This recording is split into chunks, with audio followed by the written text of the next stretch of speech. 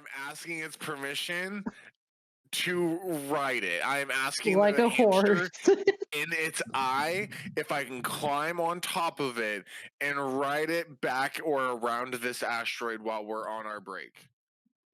So, last week we didn't do anything, but the week before that we had a very eventful adventure.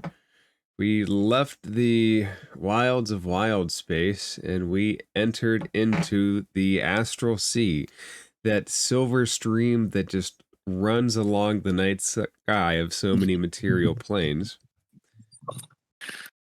When we entered, there were immediate differences. Basically, everything is oxygenated. You don't have to rely on your ship's personal supply of oxygen. You get a sense of calm, a sense of general well-being when you're here. Not to say that there aren't other feelings, but this area is somehow magically different. And upon entrance to this place, you guys had an encounter with a kind of astral border patrol. Mm-hmm. And Luke, do you remember the 5th of November? No. Do you all remember the 5th of November? I know that's a song. It's at least got a good plot hook to it. Treasonous, some might say.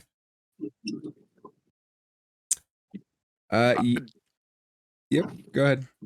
No, I wasn't going to say anything. Go ahead. You have a court date. And you have a magic ticket.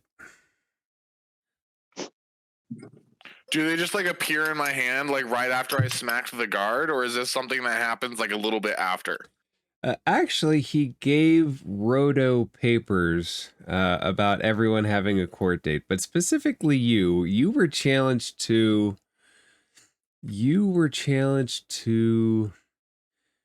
a fight in the pits when you get to the Rock of Bral, which is an indeterminate amount away currently. I'm going to read over this note. And is it written in a common tongue, or is it like a different language, or does it magically translate? It is common. Common? I'm going to give it a quick over. Be like, ugh. As if I'd ever stepped foot on any kind of sporting court. And I'm going to throw the papers out into the sea. Be like, I've never liked the judicial system and I've never liked sports. I refuse. I don't think you have a choice. Now, Deidre, let me tell you something fun. We've all got a choice. Make a strength athletics check real quick. Strength athletics check. That is not as high of a number as I'd like to see. That's a 7. So you throw the piece of paper out over across the side of the ship. Much worse than you could. It kind of hits the gravity plane and skips like it's hitting water as it hits the gravity plane. And as it does that, it slowly loses momentum and you leave it as it goes by you. It slips away, but it's this really cool skipping rock effect that the gravity plane of the ship can produce. That's actually cool. Anyone have any more papers? Can I try to like slide a hand one of the other people's court date papers? Yeah.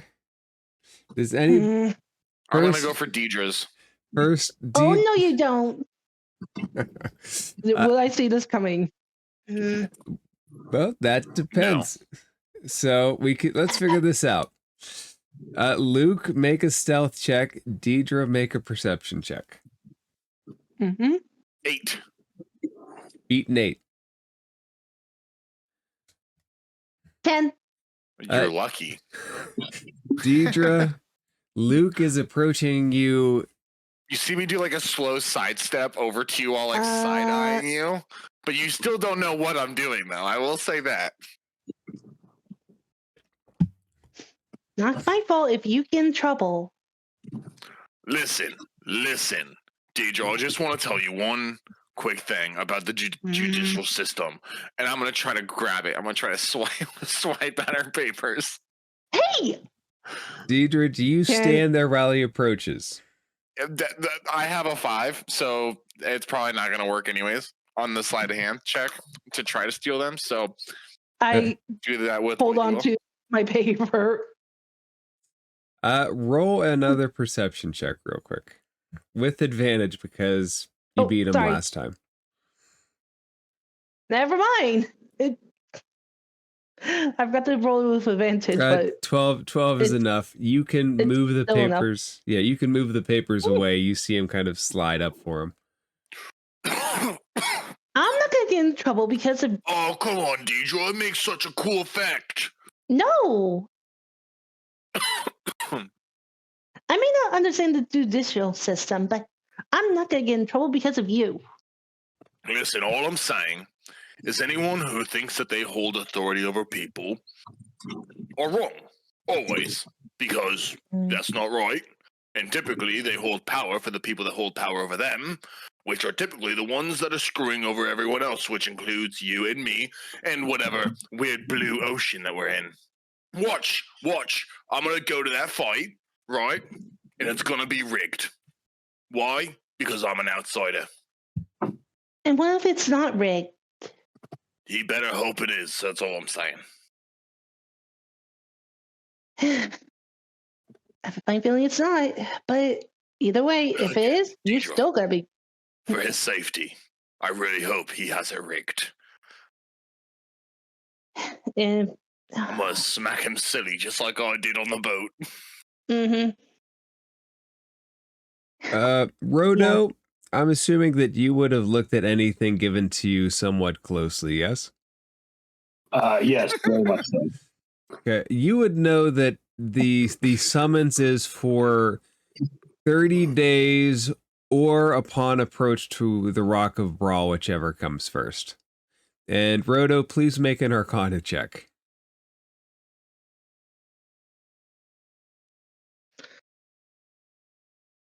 $17. Oh, man.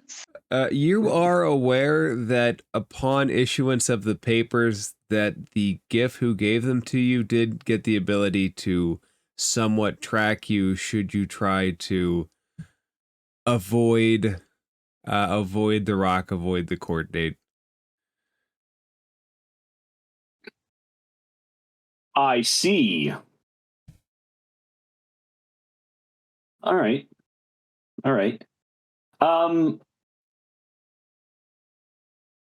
Can I ask either Al Monroe or Lavender? They seem to be the knowledgeable people here. Maybe the Doar. How far out from Brawl they think we might be? Al Monroe would probably be the best source, but the Doar would probably be pretty good too. Al Monroe, which one would you rather go? Both of them and see. I would like to ask Al Monroe first, and then hopefully when the Doar is not around, and then I want to ask the Doar when Al Monroe is not around. The Doar has pretty much stayed underneath ever since Luke and Deidre have kind of agreed to hide him and kind of force him to stay under deck for his own safety, of course. Mm-hmm. Al Monroe would tell you that it will probably be about a week's journey. You've already probably been in the Silver Sea for at least a day. And something to note about this area that's different than Wild Space or Void Space, the other two were very much alone except for, like, say, pirates. Here, every so often, you see at a good pace other ships go by of varying size, almost like you are traveling along a highway.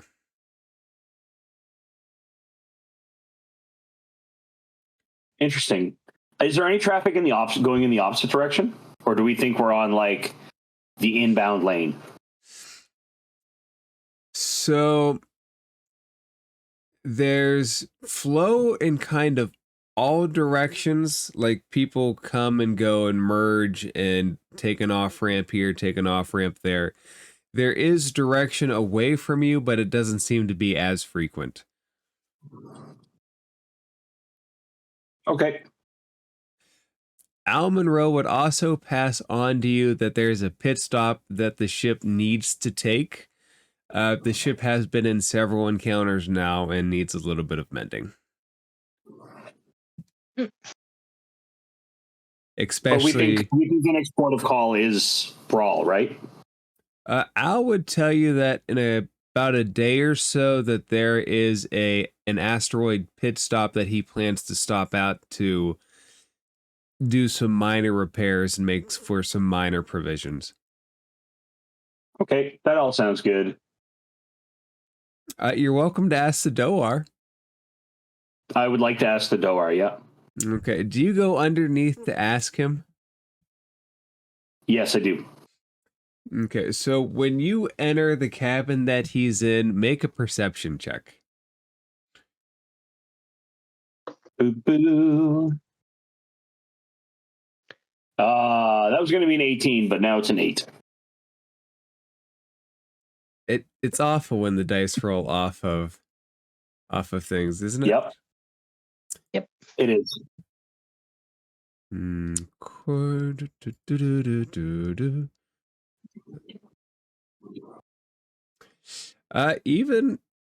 Even with that, you see kind of him sliding something underneath the pillow as you walk into the room.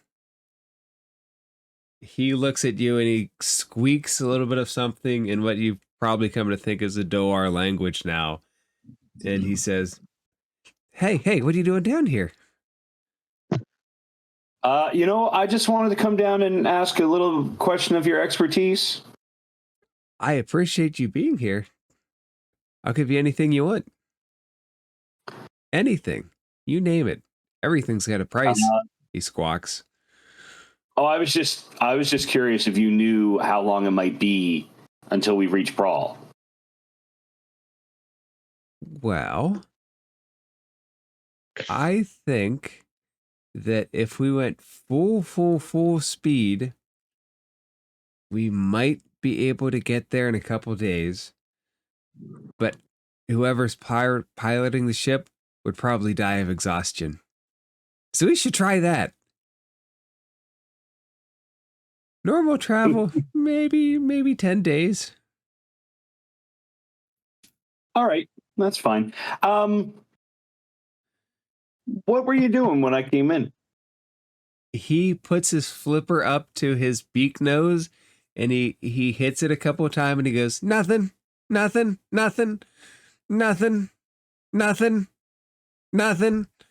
hits his nose again. Fair. I'm not trying to narc you, man. I just wanted to know if you were cool. Anyway. Hey, you want some? He motions you over with his flipper. What do you got? He slowly, ever so slowly, slower than it seems he should be able to, lifts up the side of his cloak and you see a little baggie hanging there and he goes, magic pixie dust. Worth a lot of money. No, pixie dust screws up my nose, man. Hey, I milked it this morning. Do you want to know from who?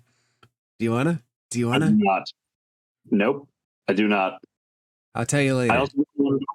I also don't want to know how you milk a pixie. No, not my game, but you do you, friend. I'm going to leave you to it. As you exit, you see Moo scurry up out of your bag and say, hey, I don't think that one's right in the head.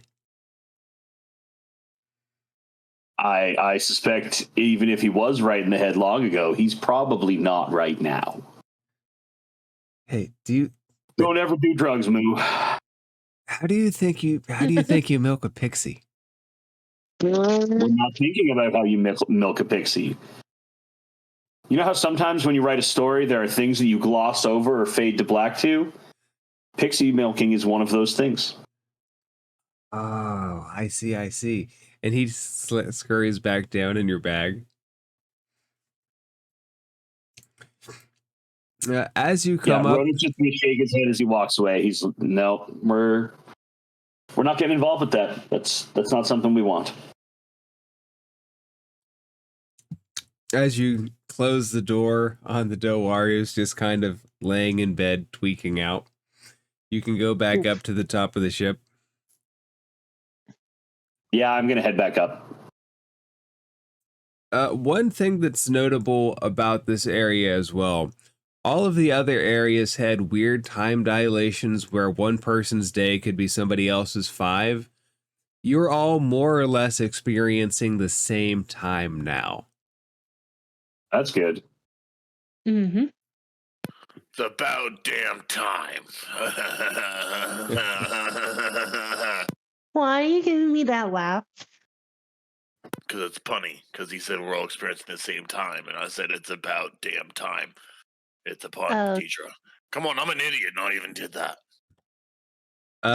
Pixelily appears behind you and says, "You're not an idiot. Anyone who calls you an idiot's an idiot." Oh, I just called myself an idiot, Pixar. Well, I don't believe you. You kind of contradicted yourself there, didn't you? A pixie never contradicts herself. You might want to take your leave, because you're just digging yourself a bigger hole. I'll see you later whenever you want to pop back in. Go. Yeah, Pixar, let's just say that Lucifer's not that. She humps and flies away. Whoever called you an idiot is an idiot. It just makes me laugh, because I'm like, Pixar, like, what are you talking about? I just said that. You goof. Get out of here. Yep. Sorry. Continue. Luke, would you like to try to throw anything else over the gravity plane? I will go downstairs. I want to check all of the rooms, starting with this one. All right. Just do a quick general. Do I see any fancy papers that would float? Or do cool skippies? Are you rummaging through things? I'm just poking my head in real quick and doing like an intense look. Do a perception check.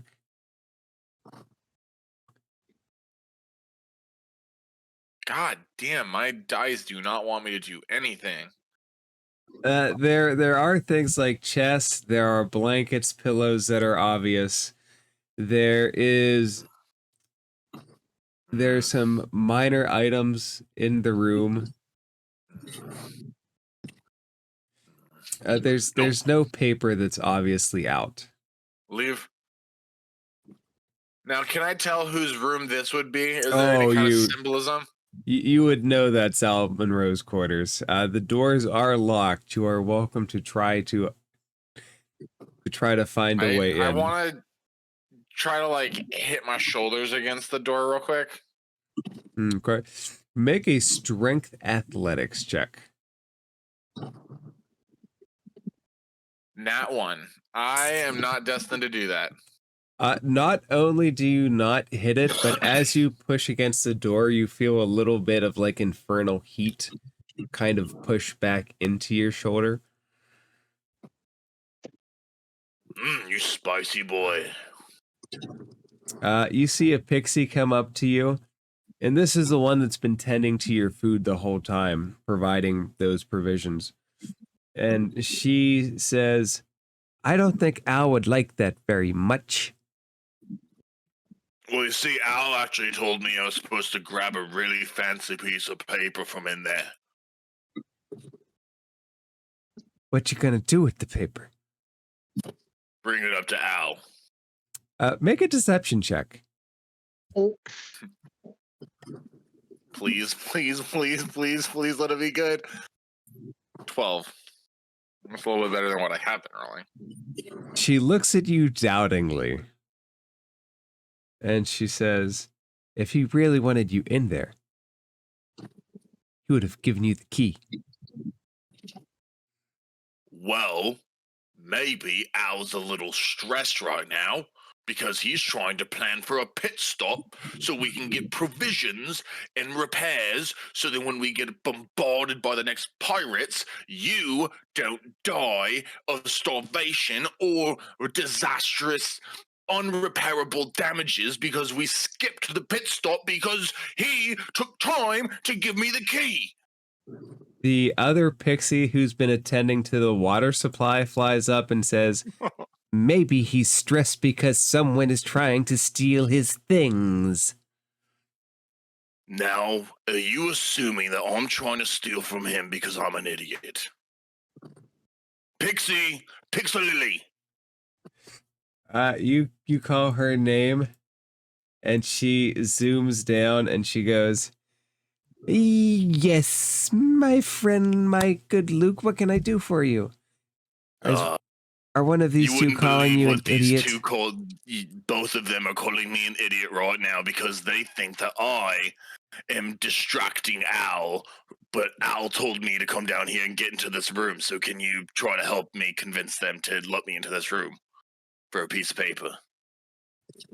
She looks at you, and she looks at them. Her head turns left, turns right for a second, and roll a persuasion check with advantage.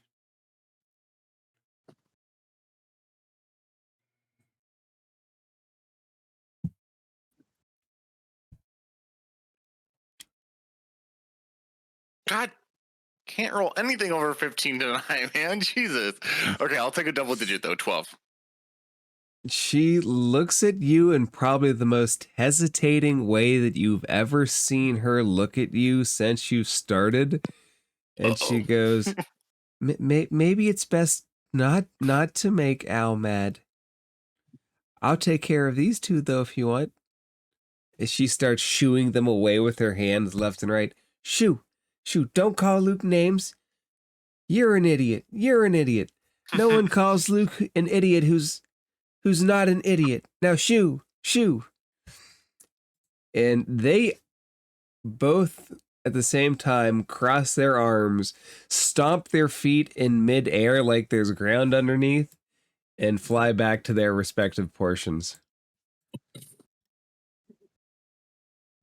Thank you, Pixar. I've got your back. We're gonna fight him. And she flies up to you like she's going to give you a hug.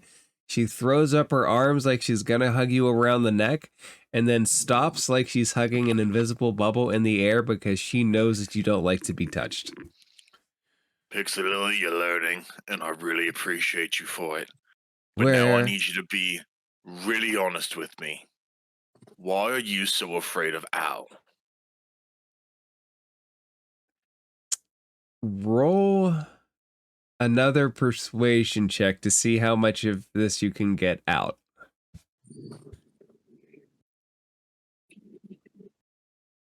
I'll take a 13, I guess. It's one better. It is one better. She floats up next to your ear, and her feet extend out so she's horizontal to your ear, and she zooms in as close as she can without touching you. And she says, he's in charge of the Lord of Lavender's household and the ship. And if we make him mad, he can do bad things.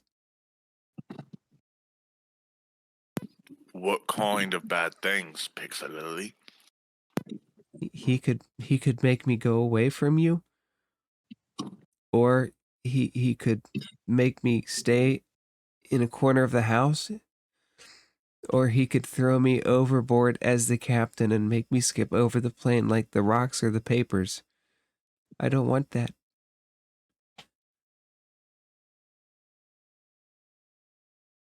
Is he a good person or a good being of existence? Does he have good intentions?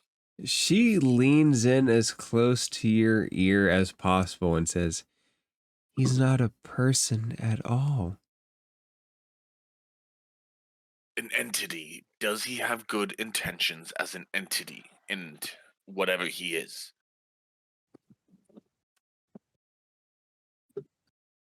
His intentions are his own. Oh, I've never liked a self-driven person. She, I'm gonna walk away from his door though, as she keeps talking or doing whatever she's gonna keep doing. as you try to walk away, she quickly grabs out. And do you try to get away from her grasp or no? No. She grabs onto your ear with both hands and tries to pull you into her so she can whisper one more thing to you. And she says, "Have you ever wondered how a fiend would lose a contract to a fae?" And then she kind of vanishes and moves away. And you can feel her invisible form kind of let go and slide by you.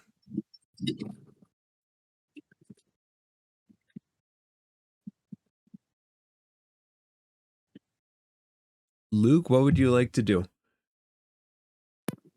You said how a fiend overcomes a deal with a fae. No, she asks you how you think a fiend would fall into a deal with a fae. Both notorious for contracts, mind you.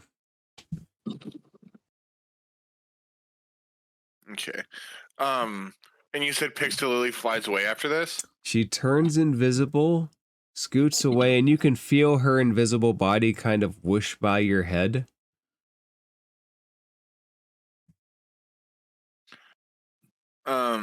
I'm gonna go back topside.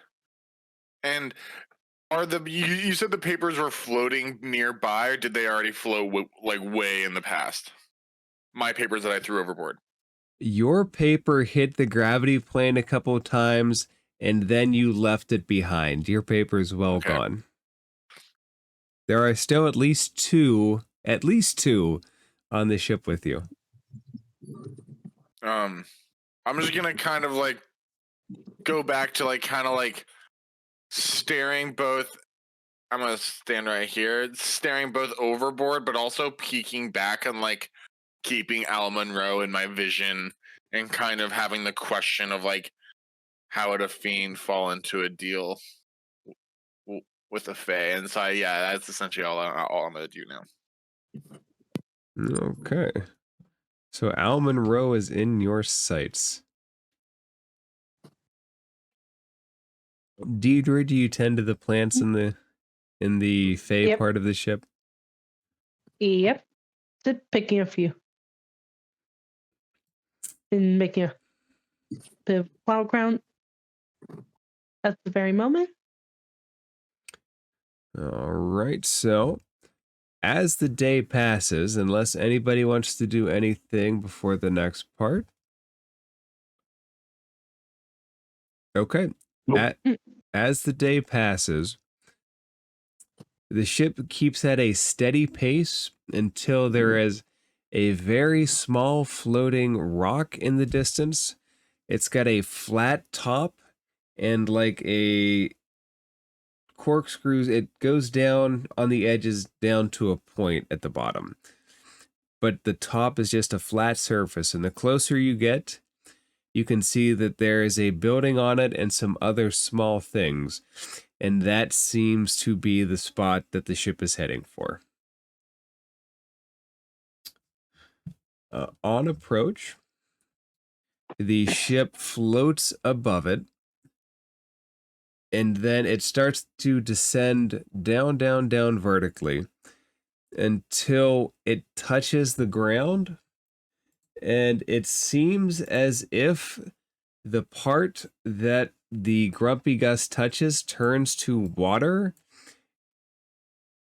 And it's like a little fey pond extends out around the ship, and it's a floating ship in the middle of this asteroid. Then a set of stairs kick out from the side, and Al Monroe comes to the top and he says, "It will be probably at least a day before we can get the ship fully repaired. Feel free to have a snack at the diner or interact with the locals. If you need anything, let me know." And he immediately starts to fiddle with the wheel. The Doar comes up and just starts to play with the flowers.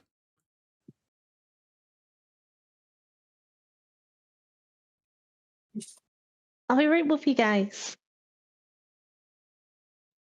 Lavender keeps next to you as you move. Alan Rowe, Yes, Deidre. How can I help you? I made you something. Is it tea? You make such lovely tea. No, it's not tea. Oh? I bought the program. Here. I'm not sure you might like it. He looks at you questioningly. What do you give him? A flower crown. He looks at it. Let me...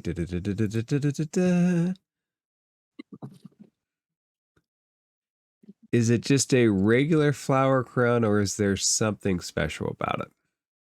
It's a regular flower crown with the flowers found on the ship. He smiles, and he takes it in his hand, and this is his changed state, so he is in the guise of an elf, and he starts looking at it and says, "That is quite lovely. I suppose that it's good to have a coronation early, don't you think?" I guess so. I suppose that by taking this, I'll owe you a favor one day.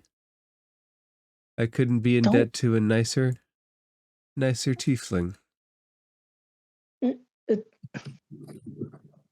Deidre says pluses, but don't worry about it. You're not in debt. It's a gift for helping me for a bit. He smiles and he says, "Don't underestimate the power of a free gift."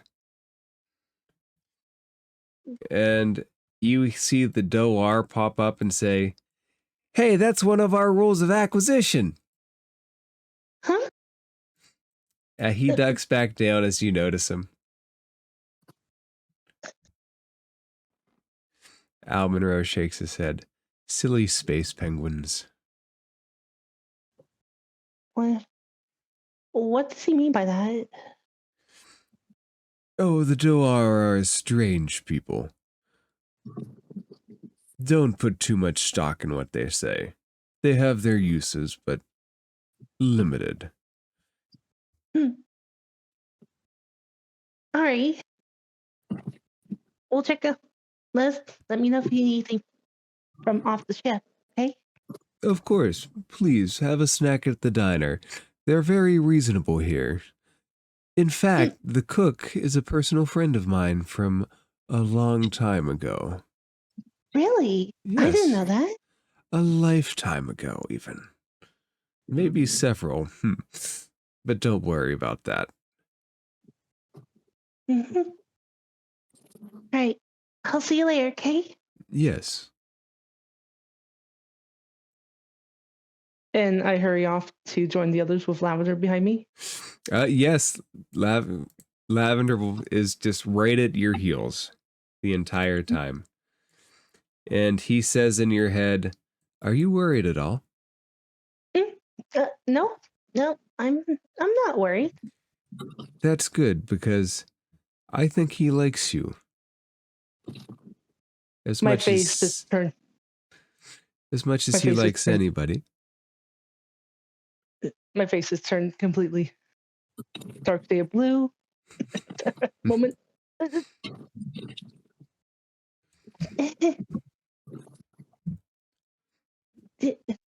Really, he does. As much as he likes anybody. Take that for what it's worth. Mm-hmm. Right. Ray boy? He sits and his tail starts to wag a little bit and he says, I'm ready. Good. As I scratch Lavender's ears. Brother, looking for?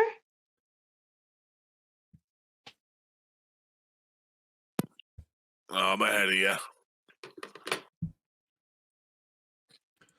All right, Luke, as you descend onto the asteroid, there is a gigantic pit off to your left. There are several ladders that lead down. There's a building on the right. Ahead of you, you see a gigantic telescope. And to the left of that, you seem to see what seems to be a park of some sort. And you catch glimpse of some other kind of building off to the right of that. And for the telescope, what in the fuck is that? Make a perception check.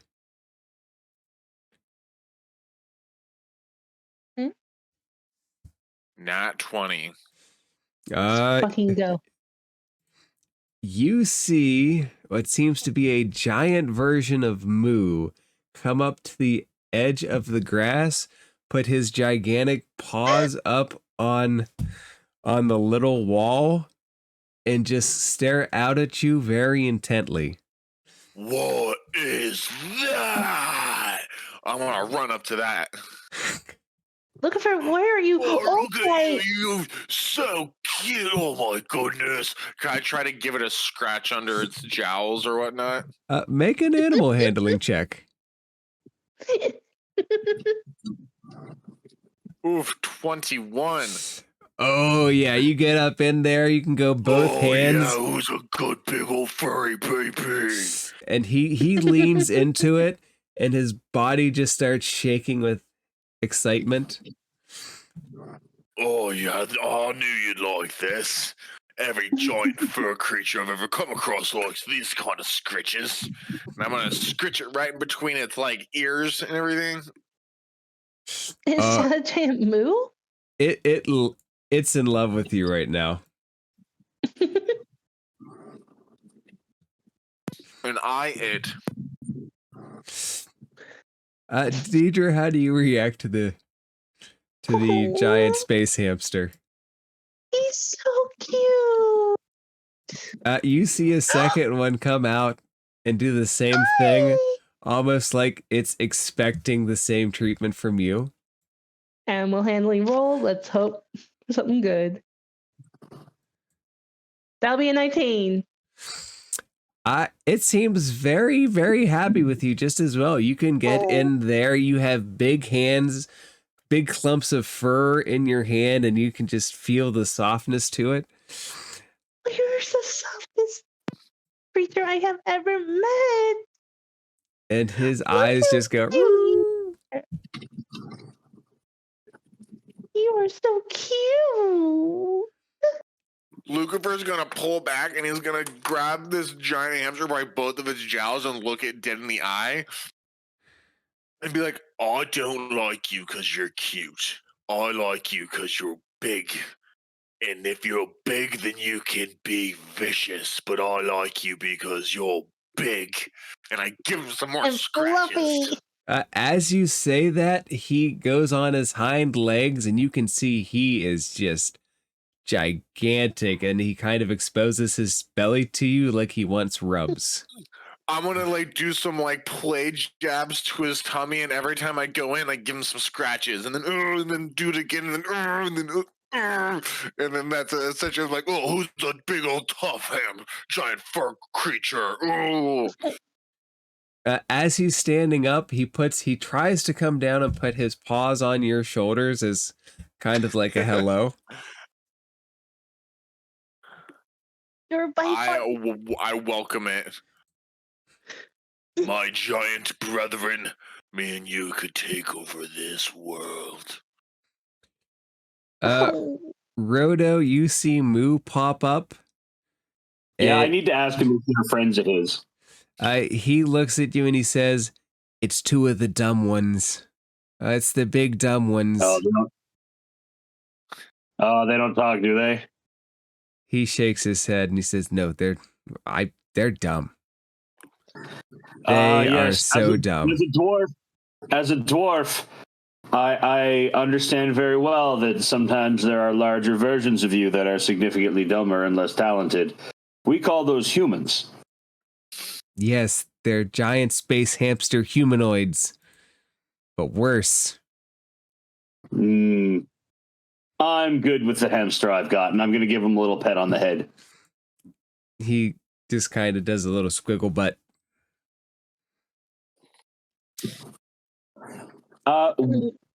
What about the other pens? Like, what about this one over here? Is there anything over here? I'm specifically not going to pay attention to the big space hamsters.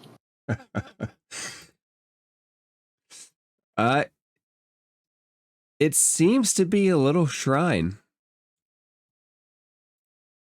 Is it open? It is. You go in, you can see that there is a single floating purple crystal in the middle of this shrine. Make an Arcana check.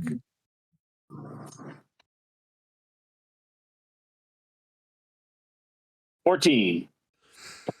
It's hard to ascertain the exact nature of this thing. It does have like a magical pulsating rhythm to it. Do I think it would be safe to enter the hut? Do I not know? There's no reason not to. Have I seen anyone else walking in and out of this pavilion while I've been looking at giant dumb space hamsters? No, you guys haven't seen anything but the giant space hamsters yet. All right, I will enter the hut. Okay, let me ask you this. Your intentions when entering aren't bad, correct? No, my intention is purely curiosity. It's interesting and I would like to know more about it. As you enter, you get a sensation that this place is dedicated to the rest of weary travelers. Oh, that's a very good place to have. I appreciate that as someone who is weary of traveling from time to time. Is there any place that looks like it's for leaving offerings? It really looks like there's little bits of offerings around the entirety of the building. As you spend a little bit of time in there, you can kind of feel your body vibrate out another astral body, just very, very slightly. You could probably push off one body from the other if you wanted to.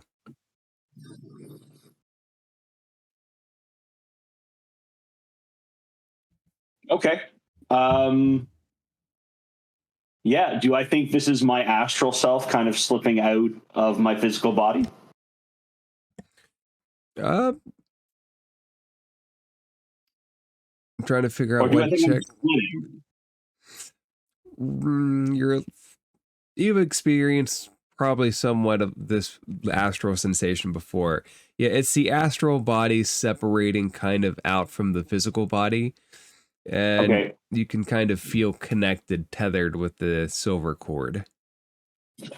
Okay. Yeah, I'll push off a little bit. What happens? So you separate, and as you separate, as you slowly drift up out from your body's just kind of standing where it was. You feel just like you can fly around untethered, it's almost like this is a playground for your other body to just kind of relax and fly about. It doesn't feel like you can really travel outside of the building's walls, but you can fly around inside the building all you want, and you see a little astral moo also floating next to you. Ooh. My astral self is going to look at Moo and poke him with a finger and say, "Ha, tag, you're it." And then I'm going to float up to the furthest away corner. He will try to fly after you. So you float up to the farthest corner that you can get. Do you try to dodge Moo as he rams toward you? Yes, absolutely. All right. Make a dexterity saving throw. 15. 15 was the number. You narrowly avoid him as he comes jamming at you like a jet. You can slip out of the way of him.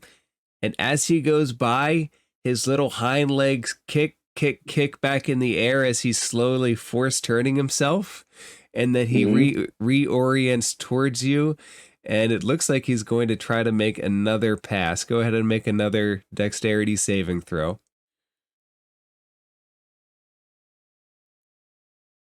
Ugh, 8. This time he hits into your shoulder as he can turn himself quicker than you can turn away from him. And he goes, "Tag, you're it." I am going to hold up my hands. Well, hold up one hand with showing the number 5 and then say 5, 4, and give him a countdown. Like, very obviously, I'm going to give him 5 seconds to move away. His little feet start to scamper away, and he scampers behind this like he's waiting for you, and he's going to dodge around the second that you start your charge.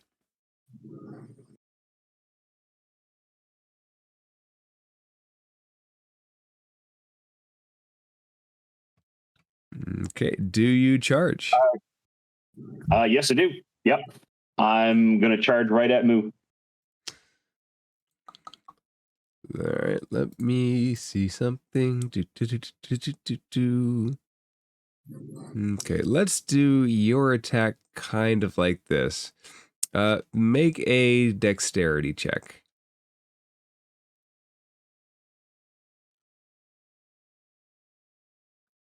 22. Nat 20. So you make this charge, and you can see that he's going to try to go around. He tries to go around, then he stops, turns mid-air. You catch that too, and you swoop around, and you can just kind of double-handed grab, embrace, and pull him into you. And he just looks at you like, "You're quick for an old guy." Yep. I got very lucky that one, Moo. I was prepared to... I was going to deke right on you anyway, and then you went to go left, and then you went right, just like I thought. It was pure happenstance. I zigged when I should think have I'd rather zagged. go back. I think I'm going to go back to my regular body, though. This has been wonderful, but we should meet up with the others. As you can easily settle back into your body, Luke and Deidre, well, before you leave, you see little tiny space hamsters pop up, and they go, "Do we get the same treatment as the big dumb ones?" Hey! Oh, Hi. hello, hello, you sweet little creature. Don't you dare call them dumb. And I'm gonna stomp away. I'm gonna Luke, give the big come one another on. pat, and I'm gonna walk away. I don't like small, cute things. Pixie Lily is barely considering it. Well, what about me? I'm not that taller than you. Luke, as you walk, You're not tiny. as you walk away, I'm not that tiny. make either a strength saving throw or a dexterity saving throw.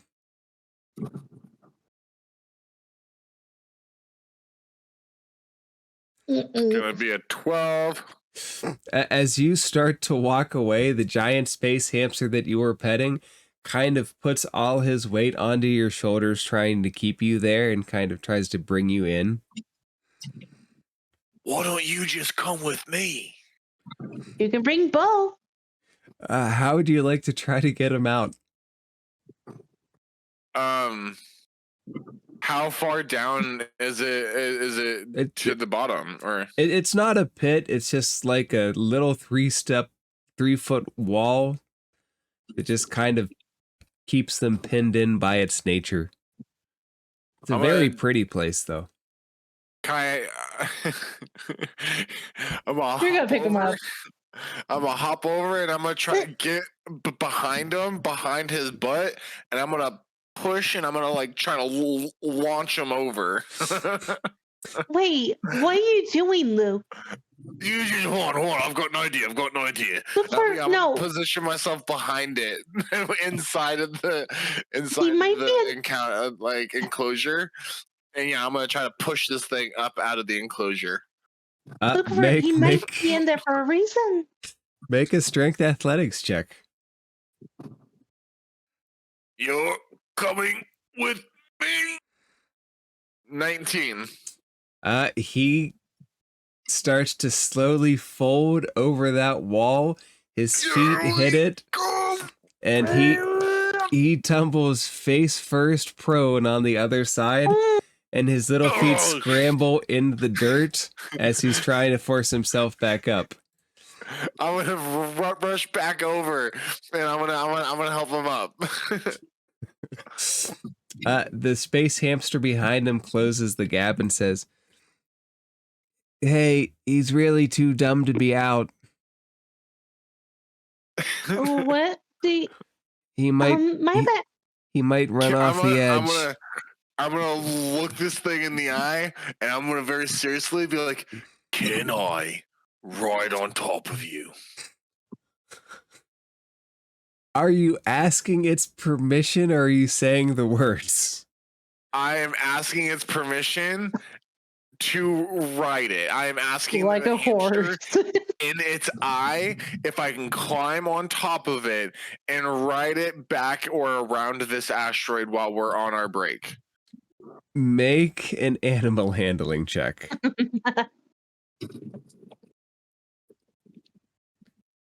The cards do not have it in hand.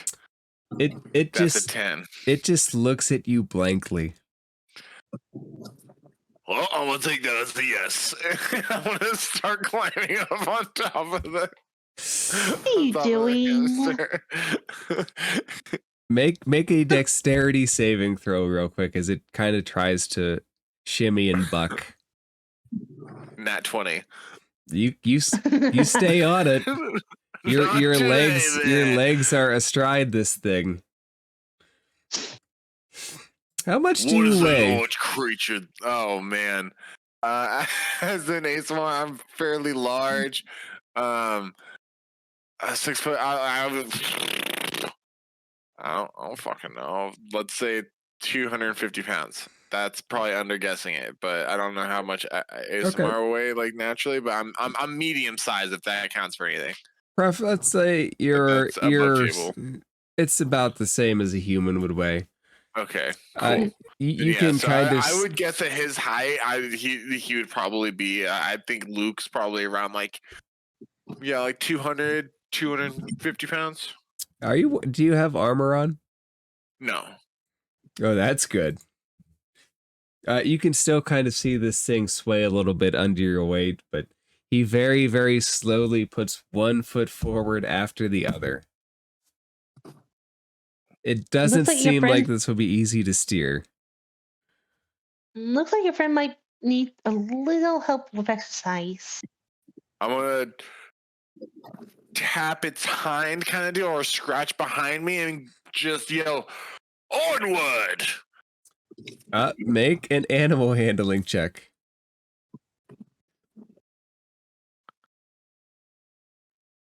13. Uh-oh. He starts digging a hole in the ground, and he's very no. quickly burrowing underneath. And as he's doing it, you just sit on top of him. Yeah. And Look at freaking off him. I'm still pointing forward. And I'm like, Deidre, everyone has a different concept of onward. Not all of us think straight forward. Sometimes it's directly down. Let him do his thing. Yeah, but not with you on him. I committed. You're gonna with him to suffocate. the end. As I hear some of the new pirates these days say, I'm a ride or die kind of ASMR. So me and the giant fur creature, which I think I might name Griffin, me and Griffin here, we're gonna go onward. And if that's down, then that's down. He gets about You're 5 an feet. idiot. Do you try to change his direction at all? Well, are we on like a large planet, or like how far can he logically dig down before he gets to the other side? You're welcome to roll an insight check. 14. You saw the, it's not a planet. You saw the asteroid. It's kind of cone shaped. It's a good size. It's doubtful he'd try to dig the entire way through, but it would be a space hamster size hole. I'm not gonna stop it, but while it's climbing, I'm gonna climb out of the hole and like get back up on solid ground and look back down at him and be like, "Well, Griffin, I named you after the most vicious griffin I've ever fought. And let me tell you, you are so much more badass. May you dig yourself a fancy hole and live yourself a fancy life outside of captivity." Okay, let's go. He just keeps scrambling and digging. Where? Deidre, the other small space hamster, goes, "Hey, do we get scritches or not?" Of course. Come here. Here. Oh yeah. I start giving them scritches. I love you named him Griffin. I just have a question. Yes. Why are you guys in this little holding area? We live here. You live here? Of course. Everybody lives somewhere. Okay. It's a nice stop. People come by, the nice ones pet us. The mean ones try to ride us. I wonder who was a mean one. I send a side glance, Lucifer. We're the nice ones on the rock. Rodo, do you want to go in there? Or did you lose your token? I lost my token. It looks like I'm in one of the enclosures now, but I didn't mean to do that. I accidentally hit delete when I was trying to move me and move No. If you want to open the door, I just put you right outside the door. No, I intended to be up here, kind of leaving the hut and heading over here. Can I ask Moo if he knows the smaller space hamsters? Are those his people? He says, "Well, I don't know them by name. Not all space hamsters know each other. There's not a club." I figured that. But is there a reason they're in the enclosure with the giant ones? Well, see, we all used to be the giant ones, and then we shrank, but our brains grew. They're really dumb, but they're like our cousins. They're our dumb cousins. I have some dumb cousins too. Don't worry.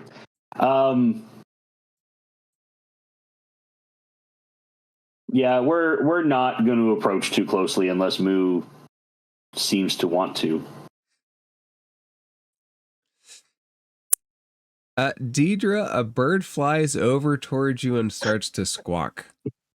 Oh. Hi.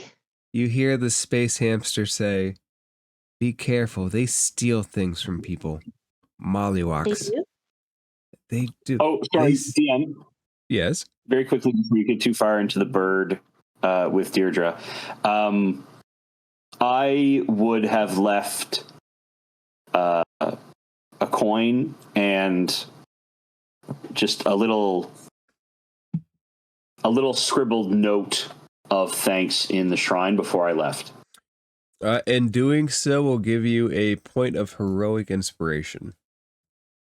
Nice. And if you already have heroic inspiration, feel free to give it to someone else. Except Bloop. Don't give it to Bloop. No, I won't give it to Bloop. I do have it. Do either one of you guys need a heroic inspiration to check off? I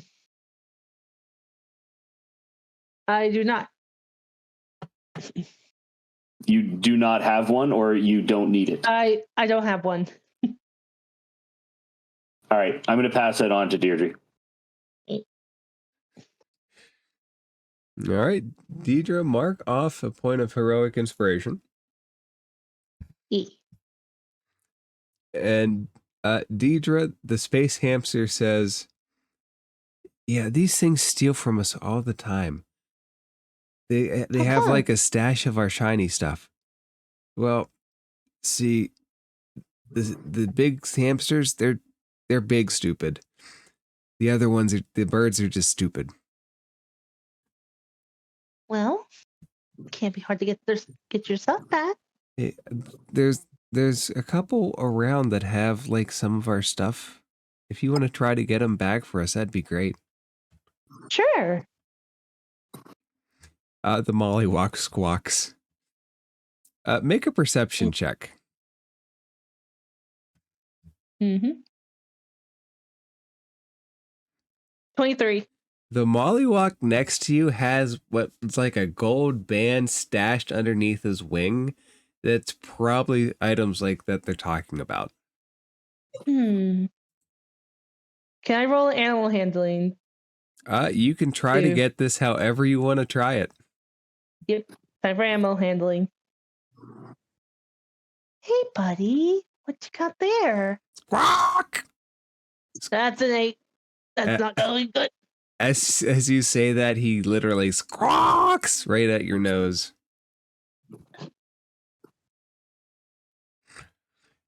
He doesn't seem inclined, and as he squawks, he starts to slowly hop fly away. Oh no, you don't. How would you like to try to? How would you like to try to get him? I'm gonna try to do my self rolls and try to take it by sleight of hand. Okay. Make a sleight of hand. Let's make a sleight of hand contest.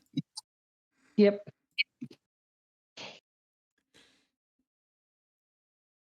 I'm walking up behind the mollyhawk.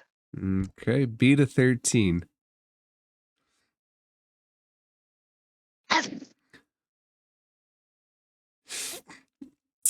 You grab a hold of this like golden bracelet, and you can start to pull it out. It looks very fancy. It's got a couple gems in it. And you have it in your hand, and this mollywog is just squawking at you. Okay. And I run back to the space hamster. Hey, is this one of yours? As you step away from it, he attempts to peck you with his beak. And I just move out of the way. He misses. He misses. But then he kind of hops into the enclosure. I go to the hamsters. That's it. That's it. Here you go. All of the mollywogs here have stolen at least something. Hey, if you want to go round them up and get our stuff back, we'd appreciate it. Sure. Let me hand you this stuff back first. Last thing I want is for them to steal it back. The thing that you're giving him is about the size of him. How are you gonna hide this? Oh, we don't really hide it. We try to get the big dumb ones to chase off the birds, but it doesn't always happen. And now the other one's out of the enclosure. It's going to be harder. That's definitely gonna be harder. Well, Lavender, want to help me with some bird? He goes, "It would be my pleasure." Amazing. Come on. Let's go mollyhawk hunting. Okay. He goes by. You see two just kind of hopping at the edge of the enclosure. All right. Can I roll a stealth? Yes, you are welcome to roll a stealth against this mollywalk. Not one. As soon as he sees you, he flies away. No, no, no, no, no, no, no, no, no, no. And he's standing on the edge of this. And just so you know, Oh, shoot. the edge is a literal edge that just kind of flows out into the astral sea. Oh, shoot. Lavender, trying to see if we can get one of the boys to come help. Do you want me to get Luke and Rodo? Yes, please.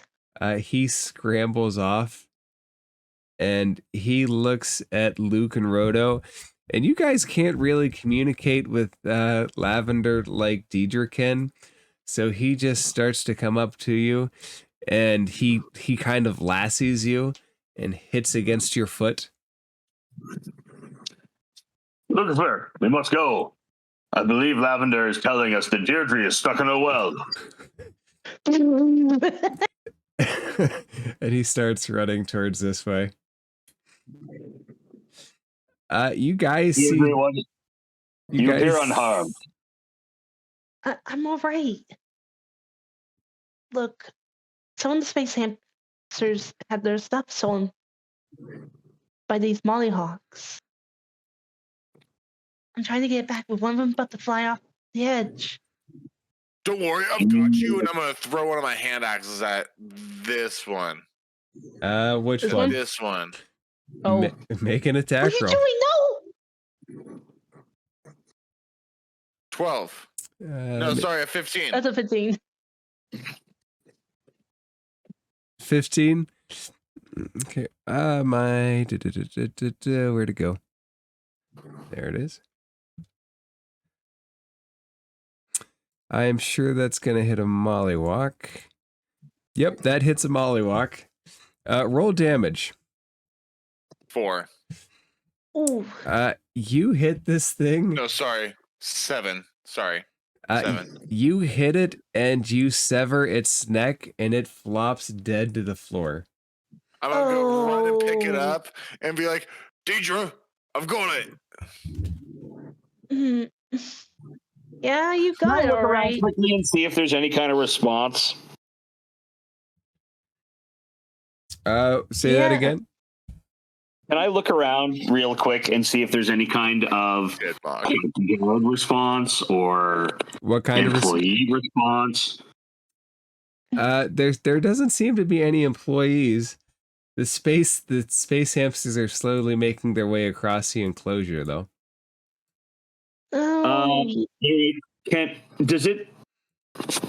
Is this like solid ground or is it actually dirt like it looks like?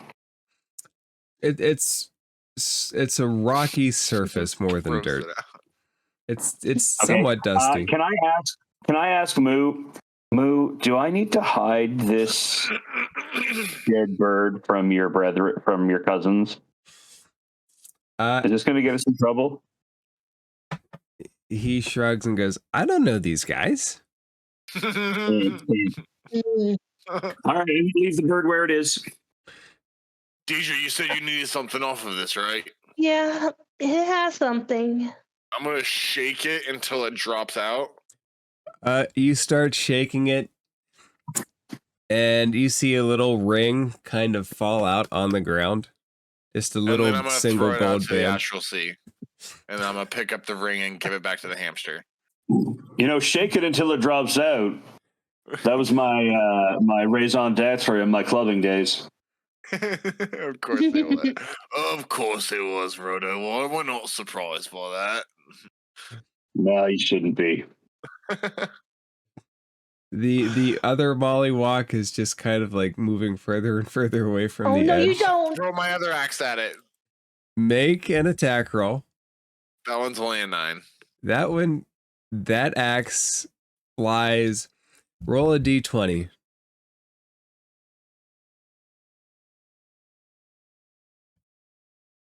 That's gonna be 18. It lands on the right side. It lands next to this thing. And now this thing is going squawk, squawk, squawk. I'll run, pick up the axe, and I'm gonna use this flower to try to jump off of and throw my axe again. As you touch the flower, Nope. make a Constitution saving throw real quick. Oh boy. It's gonna be 21. Okay, you save, but you kind of feel an energetic pulse around the flower as you hit it. Does it kind of like bounce me up a little bit, give me a little bit more propulsion up into the air? Yeah, the blast could give you a little propulsion in the air if you want to re-roll that attack. Ooh, fancy. Okay. Nat 20. That definitely hits a mollywalk. And that's going to be 12 damage. All right. it's dead. This time Yeah, you so I'm hit gonna it. be like sprinting. I draw like because I missed the first time. I'm running, swoop up the axe, jump off the flower, and throw it, and it's just crisp. All right. Yeah, and it's crisp, all right, as this thing is like severed into two. Oh. There you go, Deidre. This time it's a single gold coin. Thank you. Well, I could have just given them that, and I'm gonna kick this thing out into the astral sea. Oh boy. All right. You kick it out, and it just kind of goes down like you would expect it to over the edge of the cliff. Can I peek down? I haven't actually looked over the edge. Well, there's two edges. There's this one which just goes down, and because it's cone shape, you really don't have a good view. There's a little bit of a drop off where you might be able to grab onto if you fell, but below that is just kind of the silvery essence of the astral sea gently flowing on. Okay. Can I investigate this flower thing real quick? Because that thing felt cool when I jumped off of it, and it helped me got that really cool kill. Would you like to investigate the arcane nature of it, the natural nature of it, something else about it? You tell me what you want to roll. Maybe the natural side of it, because I see that it's a flower. I see that it's a plant of sorts. And I'm like, oh, I have never felt a plant that's kind of propelled me up in the air like that. And so, yeah, I think it'd be like more of like a nature kind of like check of like just trying to figure out what the plant is or what's going on with it. All right, roll a nature check. 18.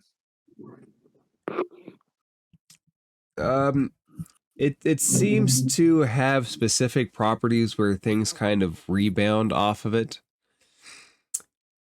You've never seen anything like this, though. You do notice that there are 4 of them total placed at the corners of this pit.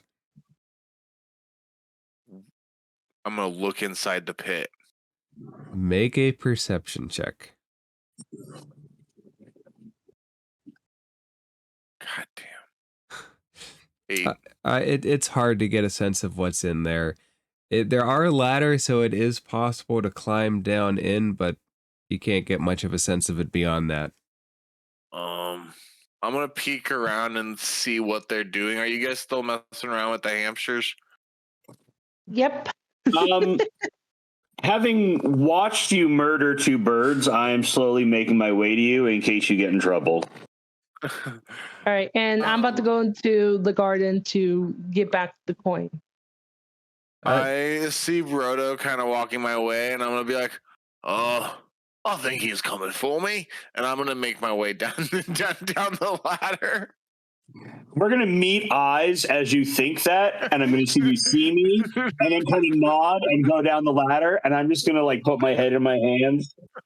And be like, yeah. I almost think we're communicating the same thing too. Like, I think you're telling me in the eye connection of like, yes, go down the ladder, and you're like, do not go down the fucking ladder.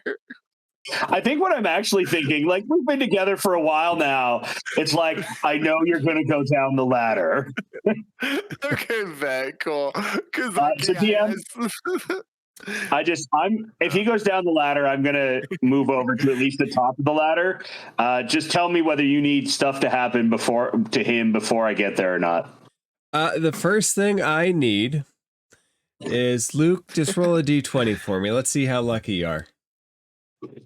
I have not been very lucky tonight. I will say that.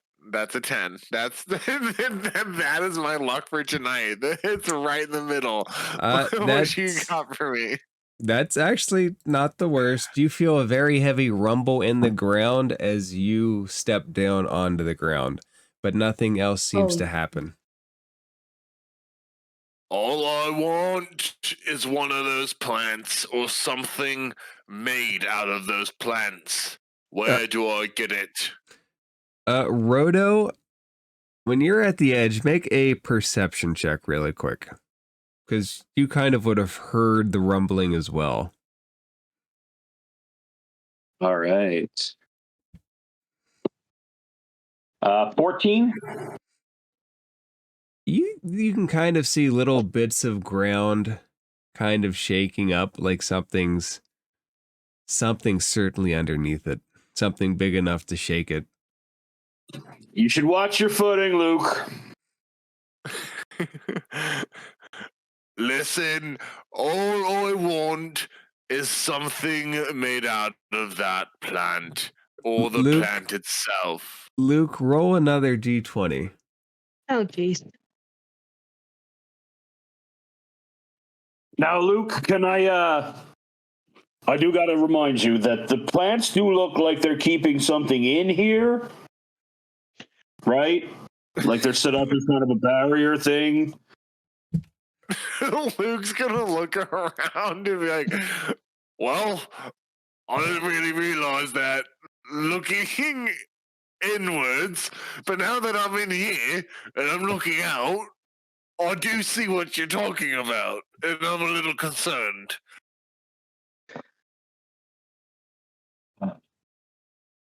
You see something very big pop up. Oh, Nikes!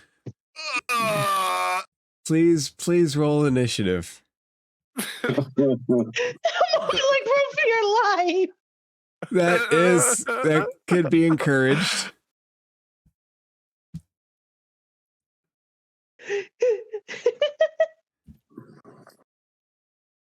Now listen, giant insect. This is weird, and I know that. But do you know where I can find one of those plants so I can make something out of it? Deidre, what did you get real quick? Oh, I didn't roll yet. I wasn't in the pit. That's okay. You're gonna get a turn too.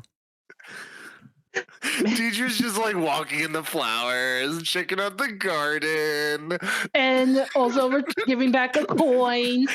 I got 21. Is going sweet, soft music where Deidre is.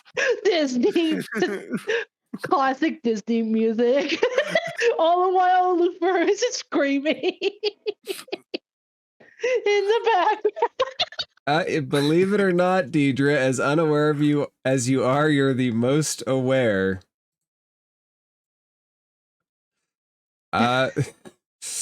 You certainly hear a big burst of something. Oh, please tell me that's not who I think it is. It always is, DJ. You should know. You should know.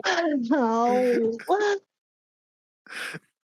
I look at the hamsters and I hand one of them the coin. Here, get it back to its proper owner. I gotta stop You put it in its observing. you put it in its hand. Its weight is kind of a bit much for the hamster, and it just kind of droops forward and flops onto the ground from the 3-foot lit barrier. Are you okay? I'm fine, but that one went in the megapede pit. You might want to go get him out before he's dead. A what? Megapede. Pretty deadly. What's a megapede? It's a run fast. Run fast and get out of there? It's a run really fast and don't go in the pit. Right.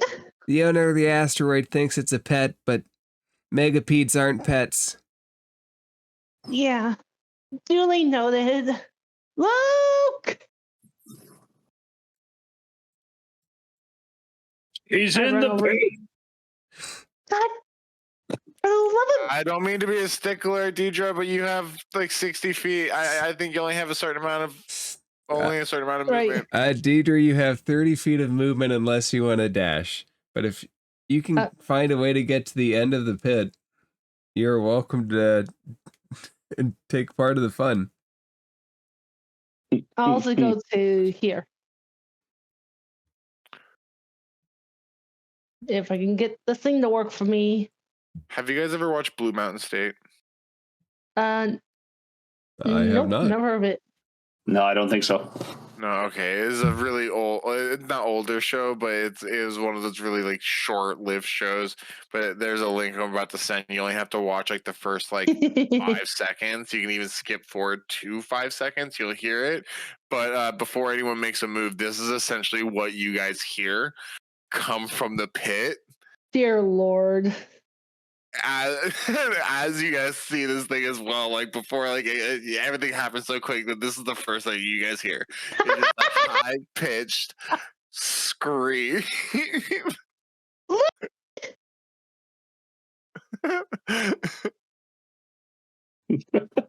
2 solid minutes, Jesus.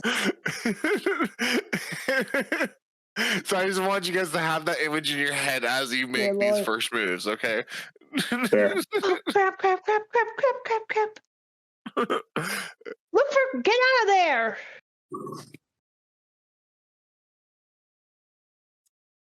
Deidre, do you have anything you can do? Let me see. Oh, fuck me. Nope. That's... I don't think I can throw a certain thing. I can't really cast that unless it hit me.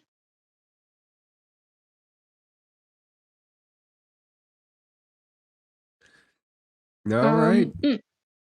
I could concentrate for one thing because okay, I can start concentrating for Moonbeam. It's a Constitution saving throw of 15. All right. This thing needs to make a con save. Yep. It's decently good at that. Oh Jesus. 26. Oh fuck me with chainsaw. So it'll take half damage. All right.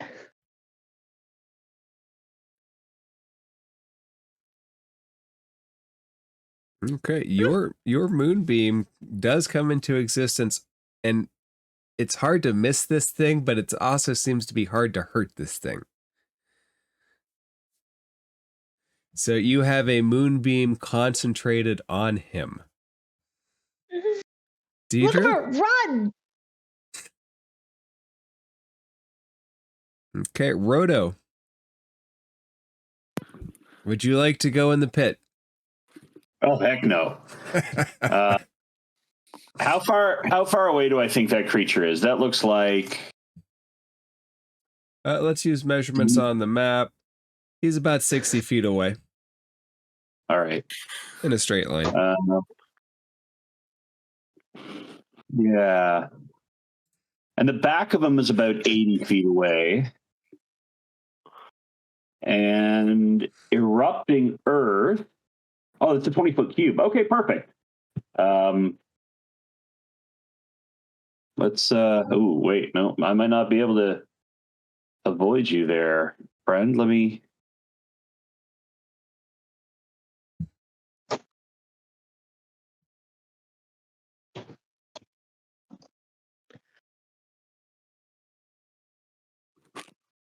All right, I think I can drop erupting earth and hit the megapede and not Lucifer. Lucifer.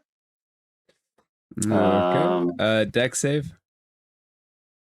Yes. Yeah. So we'll go with the 15. deck save. It got a 15? It got a 15. God darn it. Oh, It's fuck. saved. It tied. Still takes half damage. And okay. Half of 17. All right. And that area is now hazardous terrain? That area is now difficult terrain, yeah. Okay. Luke, this thing is right in your face. It's my turn. Yep. Mm-hmm. Okay. I need to see where these squares are. Hold on. I forgot that there's a measuring tool. I don't need to. Ha ha ha ha. All right, DM. I'm gonna sprint. All I'm right. gonna use my main action, and I'm gonna run. So let me ask you this: dashing is not disengaging. So if you don't, I get 2 actions. So I disengage and then I dash. Okay. I'm gonna do a nice little switcheroo. Aha, gotcha, you giant fucking ugly shit. Which I love you for that. I wish you weren't gonna eat me, because I would totally want to hang out with you more. And I'm gonna pedal up those real quick. And then be like, oh, I just want something made out of this, because I feel like you could make some really cool clothing out of this. And then maybe it'd be able to repel hits or something. Maybe I could just take this one. No. And I'm gonna go to try to hit it, but I obviously know you guys would stop me, so it's not for real. Like, I'm not gonna go through him just for the. He's gonna stop me. He's gonna look at my DJ and be like, "Ah, gotcha." Oh no! He's just giving you a We're not very touching the hard. flower that we think is keeping the giant monster thing in the giant monster pit. Exactly. See, I know when monsters are supposed to stay where they are, and let me tell you, I just hope that building over there has one of these.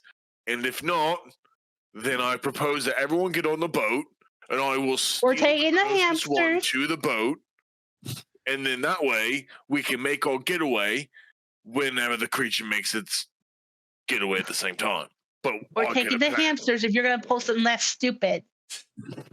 That's true. Oh, okay, never mind. I don't do You that. don't think Okay, we're equip taking into one that. of you. Oh my. Rhoda, were you agreeing with my original plan? I agree with nothing I've heard so far. Not even going home safely or leaving here safely. You don't agree with that? You said some other things in attachment with that plan.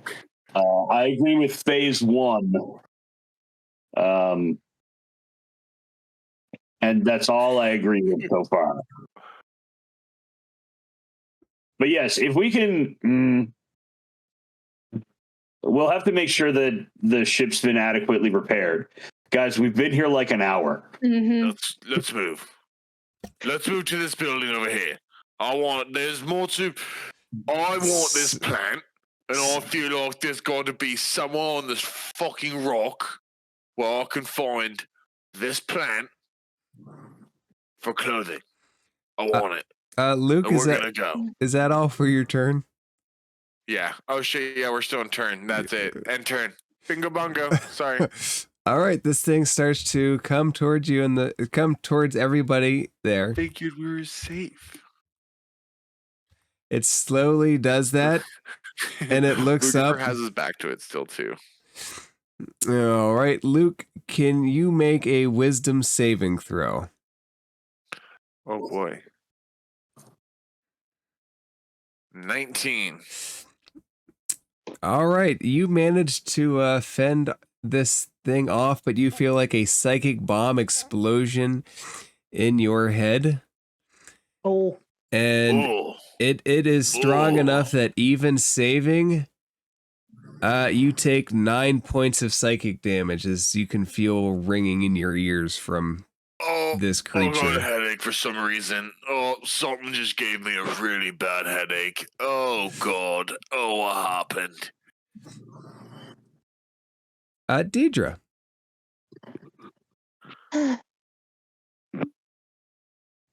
Alan Rowe says there's a cafe here. Maybe let's get you some tea.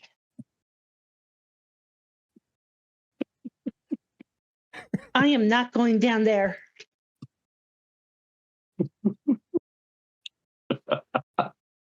That is a fool's errand. Yeah. Deidre, your moonbeam is still in power unless you say otherwise. I disengage. I stop using my moonbeam. You stop concentrating, it Mm-hmm. fades out of existence. Yep. Come on, Luke. Let's get you something to drink to take care of that headache. Okay? I want the plate more than I want a drink. You're But getting yes, a drink. I have a headache. Let's move. Are we out of... Sorry, I was moving as if we were out of initiative. Not That was my yet. bad. Sorry. That was my bad, DM. Don't punish me. I'm sorry. You guys are not out of initiative yet. You could be soon. No, Deidre, leave us alone. do you want to try anything? Nope, I know better. I'm not going down there. All right. Would you like to do any movement? Other than walking. I would get away from the edges of the enclosure. That's my plan. I'm going to drag Lucifer back with me. Yep, I'm saying far away from the enclosure. All right. Rodo, do you want to do anything on your turn or do you just want to move? Drag his sorry butt. So I'm going to move, kind of jostling Lucifer along with me, kind of like half carrying. So I'm only going to move. That will require you to grapple him. Luke, do you just let him grapple you or do you resist? I do try to resist and shake off of like, oh, I can walk. I don't want to go in there. I want to go to the building. I'm going. Let's go. If I don't need to actually push Lucifer along, I'm just going to step back. I am readying Thunderwave. Oh shit. Just in case the Megapede comes up over the wall after us. Noted. I don't like this bug. Rodo, how far are you moving?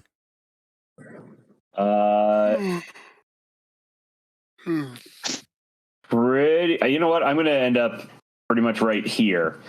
If the Megapede comes up this ladder to try and get Lucifer, I'm going to blast this this corner of the enclosure with Thunderwave. Okay. And Luke, would you like to do anything on your turn? Second level Thunderwave, just to be clear. I've taken the slot. All right.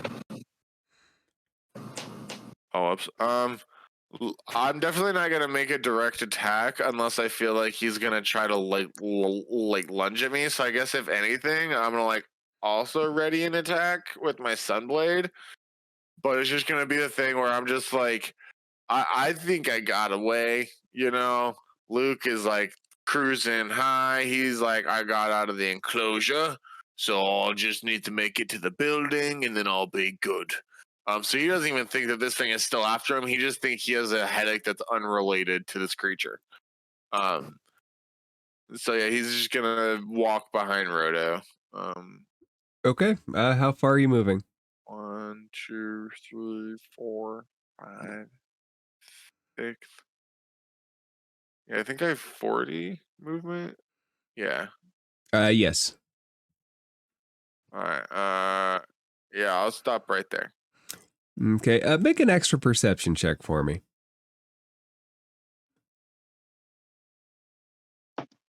That's 19. This thing is watching every step you do. I'm gonna yell at it, be like, "I've got a headache. What do you want?" Okay, and that's it for your turn? Yeah. All right.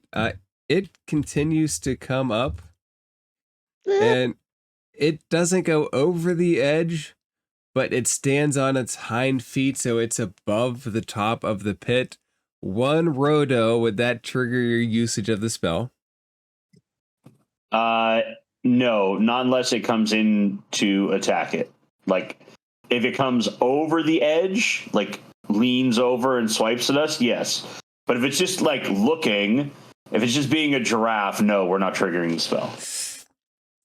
All right. It doesn't bite at you, but it pulls its head back up and starts to scream. I need everybody to make a Constitution saving throw. 15. 15. All right. So 16. everybody takes 9 points of necrotic damage. As this thing is screaming, you can feel your bones kind of twist under its scream. Actually, I have a resistance to necrotic. All right. Oh, same. With resistance, take half of that 9, so 4.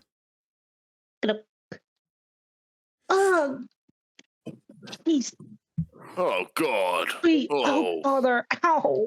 And at the same time, you see the door to the tavern here Acts natural. burst open, and a very large bluish figure steps out and starts looking around, and he yells, "Who's messing with the megapede?" One of the space hamsters. I named him Griffin, and he started to dig a hole, and I think it disrupted with the megapede. Also, where do I get to the plant? Deidre, what would you like to do? I start going towards this person. Listen, we're very sorry. We didn't know there was a megapede in, I think that's what you call it, in that pen. What do you think would be in the pen? I don't know. Do you just walk away from the megapede as it's back on its hind legs still? Mm-hmm. Okay. Rodo. Sorry. No, Deidre, go ahead. What would you say to the merkin? Liz, I am really sorry. Again, it was an accident. Did you say Merkin? Mercane? I don't know how you'd say his name. Mercane? And I know what you're Probably thinking. Mercane. Don't giggle. Merca.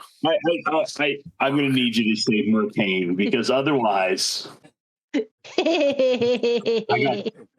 I got a number of questions.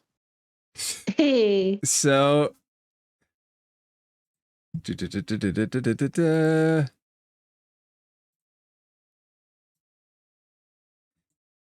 I mean, it could be. Here. That's what he looks like.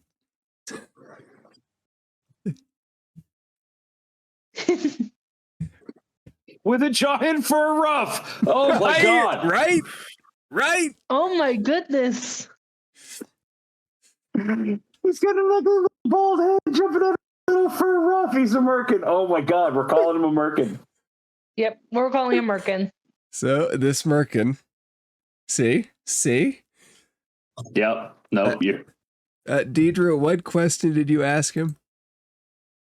We didn't, again, it was an accident. We didn't mean any harm. It's not him I'm worried about. Oh, well, that's good. Rodo, what would you like to do?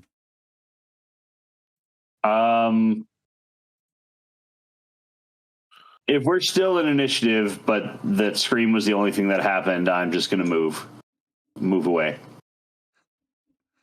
Can I call over? Is the megapede going to stay in there? He can't get out from the flower barrier, but his mind is powerful. What do you mean by that? I psychically hear that. Yes. Did you not just feel the mind blast we all got? That was more of its life-draining abilities.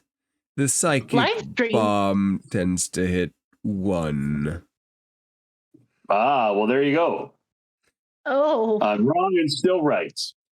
Yes, it's how they hunt. The psychic bomb incapacitates the weak, and then it starts biting you and draining your life while you're on the ground. Quite unpleasant. Sounds like it. It sounds really horrible. Yes, I would not recommend going into the megapede pit. Right. Luke, do you do anything? I'm gonna scream back at it. What do you just like? I Fury just yell scream? and scream like I almost go into like a rage. You know, in fact, I'm gonna waste a rage point just so I can build up even more energy for the yell and put more emphasis behind like the like you scream at me, I scream at you. That hurt kind of deal, you know.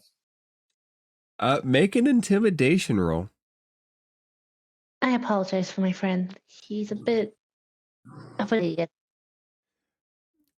This thing does not seem to back down from your scream at all. Instead, he just starts screaming louder with you. And the Merkin says, yes, I do know someone that used to say, stupid is as stupid does. Yeah. And he walks over and he puts his hand over the flower and he kind of twists it. And as he does, the megapede jumps back in underground. And we can drop out of initiative order unless someone would like to go into the pit. Hell no. I'm going to wait for Lucifer to catch up to me. And then I'm going to like link his arm and be like, come on. Let's go to the cafe. I wasn't really thinking about it when I screamed at the thing. It made my headache like 4 times worse. Sometimes screaming in something's face is the appropriate response. Quite often. You said, sorry, what? No, go ahead. I'm just agreeing with you. Quite often, that's the appropriate response. I was response. going to ask about the flower. You said he turned something with the flower? It's like he put his hand into the flower, grabbed something, and then twisted. Roto. Hear me out real quick, okay? All right. Wait, I'm gonna wait purposefully for Deidre to like walk away with the Merkin first.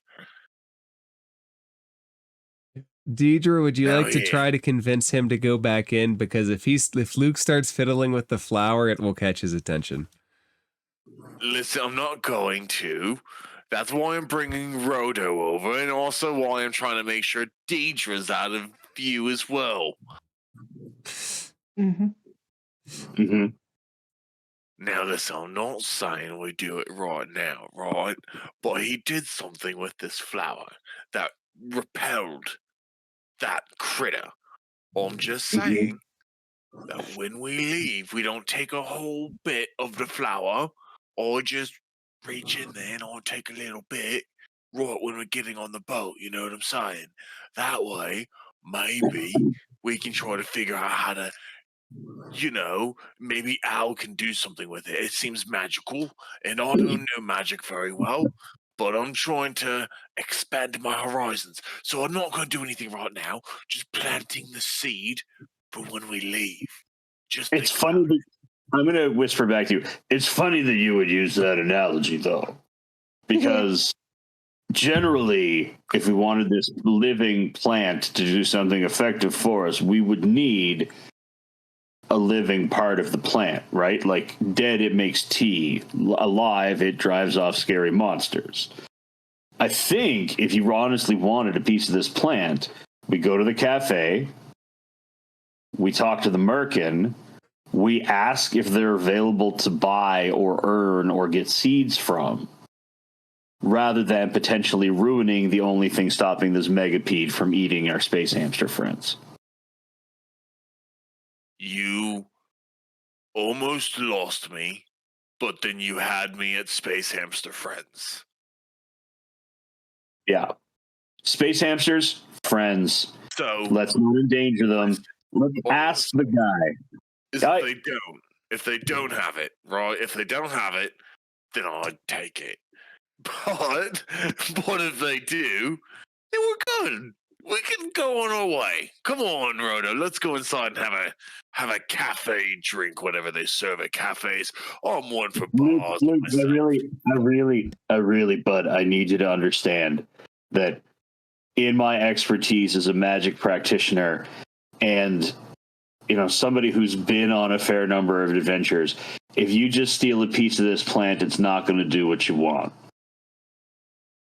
And that's why I want to take your advice and try to buy something in that cafe. Yep. And Let's buy I something. hope, for the sake of the flowers that I could potentially have in the future, that they do have it. Mm-hmm. I think that's a good idea. Let's go to the cafe. Maybe it's a gift shop too. My father's got a gift shop. He's got 4 actually, and they're all terrible. But you can get almost anything in them. Did you know that you could buy a costume of me, Luke? You can buy a costume of me. Well, there's one problem. I'm far too big to try to dress up as you. They come in all sizes, every single size you can imagine, all of them. Accurate. I'm not dressing up as you then. I'm dressing up as a larger, taller you, which is not authentic. I'm sorry. That's fair. couldn't do justice. I appreciate your method costuming. I do. Let's go to the cafe. All the while, Deidre is apologizing to the merchant. I am really sorry about that. But what happened, sir? He says, "Don't worry about it. It's lucky that he survived. The more foolish ones don't get out of the pit in time." Yeah. All right. And as the group walks in, there is a cast of characters at the bar. There are 2 Githyanki sitting at a bar stool. A kind of elf that you probably have never seen before behind the bar. A gif sitting next to a giant praying mantis. 2 plasmoids in the corner. And a humanoid sitting at a table alone. And the merkin says, "Please do have a drink on me for the troubles. Oh, thank you. Yes, we carry most things." Do you carry any tea? The best teas. Wonderful. Yes, see the bartender and tell her it's on me. Thank you. I don't think I got your name. Oh, Can't wait. Roto's excited. Luke has already went off to buy a drink. all right. Deidre, he tells you that his name is Silalia. Salalia. Salalia. Ba-ba-ba-da-da. Salalia. Salalia.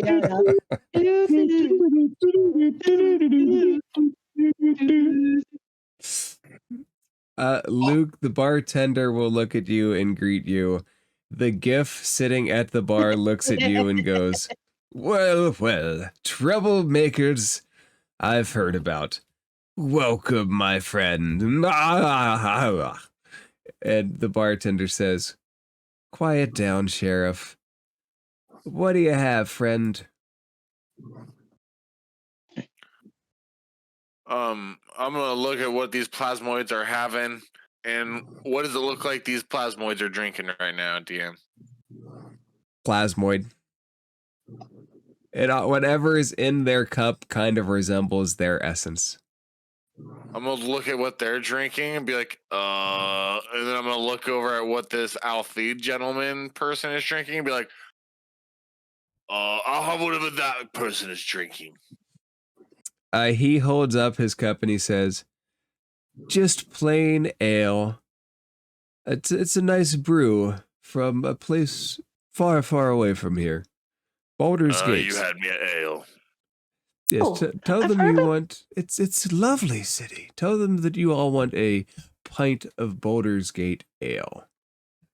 Sure. I don't think I really had too much ale. But I heard Baldur's Gate is a really neat place to visit. It's a shithole, but most things are when you're not in this area. Right. Please sit. Tell me where you're from. Oh, of course. I'm from. Let me see. Because I know I wrote this down on her backstory. So give me a hot minute. While you're looking that up. Oh, sorry, you got it? Oh, yep. Go. Yep. I'm from the Dayland. Is it pretty? It's gorgeous. I Beautiful see. tree. Beautiful tree, beautiful people. Wonderful Mhm. pets. I'm surprised that a blink dog would be from that area.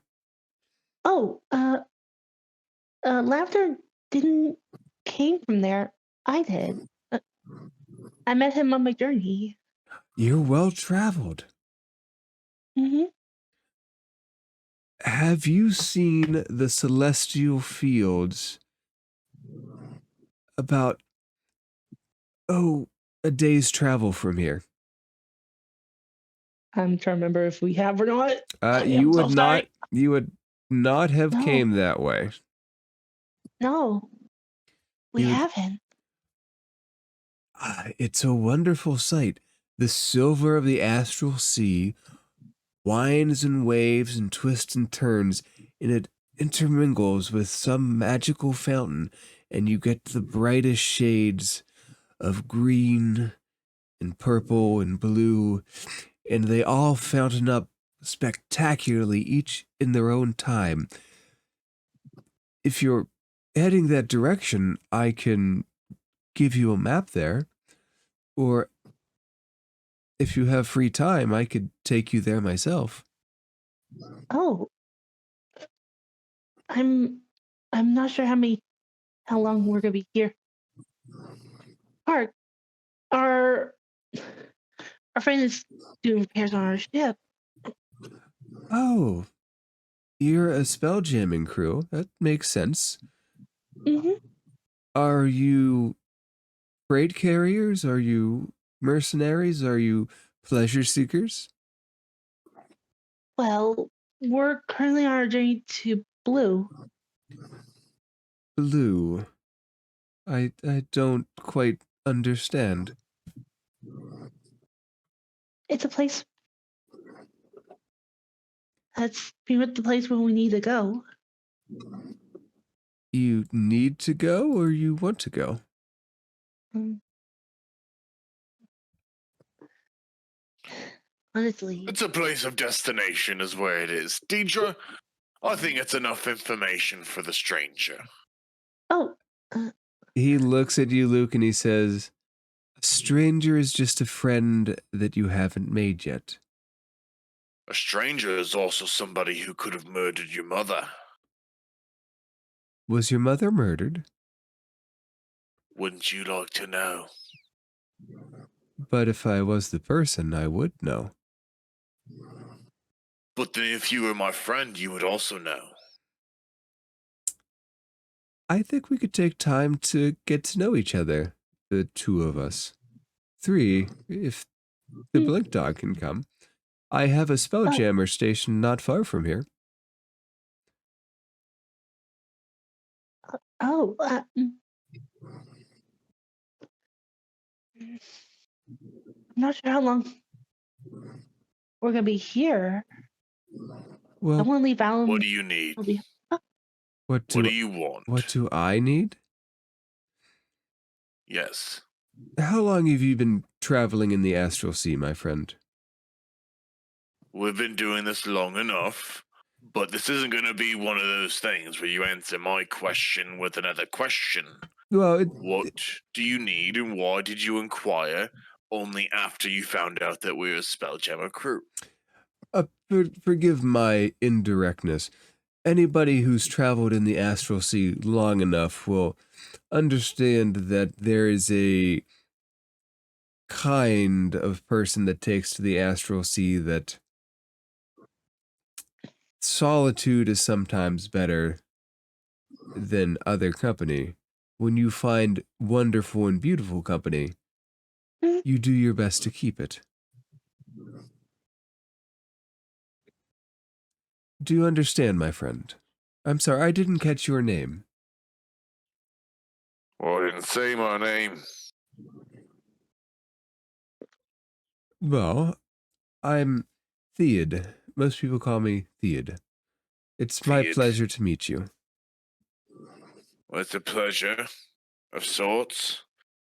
Theod. Yes.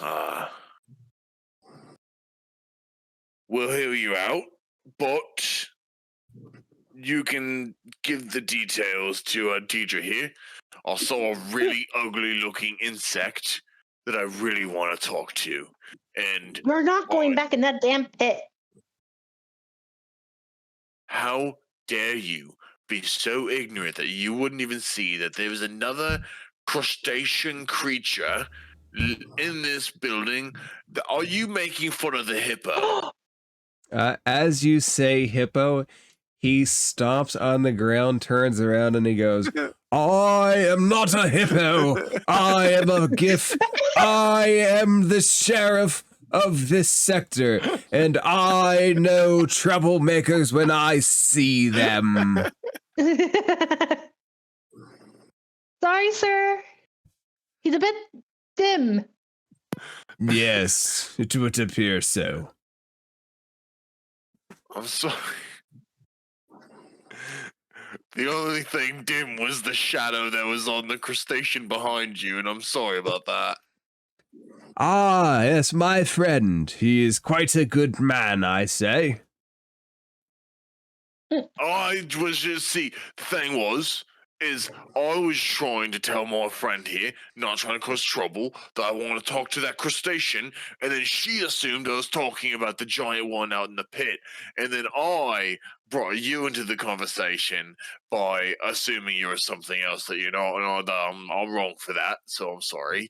But yeah, so if anyone's causing trouble, it's Theod, because he's the one that started this entire conversation and got us talking to him, which got you involved. So, I'm gonna go ahead and leave this conversation. I've caused enough legal trouble already. Roll a persuasion check. Low DC. Uh-oh. Persuasion. That's only a 7. The target was 5. He turns away. He doesn't look happy at you, but he goes, "Any trouble? And by God, sir, you will be in space jail." Let's not have you in space jail. He Again, turns sorry, back sir. around. Roto, the Gith Yankee next to you, elbows you and says, "Which one do you think would win in a fight?" Out of who? Those two loud ones. The sheriff and the pretty boy over there. The one with the blonde hair. Ooh. The blonde one's a friend. I would put my money on him under almost any circumstances. The bartender leans over with her pink hair and she says, yeah. Just remember, when you fight one GIF, there's always more coming, and they love to fight. You know, part of the reason that I would have banked on my friend is that if he gets in a fight, I have also gotten in a fight. What's good to drink here? Well, it's really all good to drink. The GIF Yankee will put down a mug of a black liquid in front of you and say, drink, drink, drink. All right. Roto takes a mouthful of it. It tastes very bitter.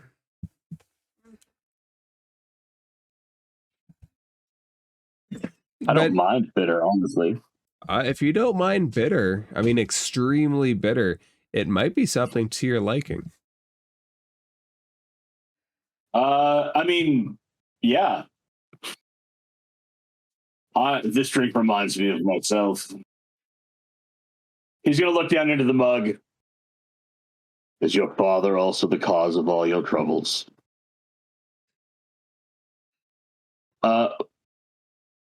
Do I think that this is alcoholic or otherwise affecting? Make a Constitution check.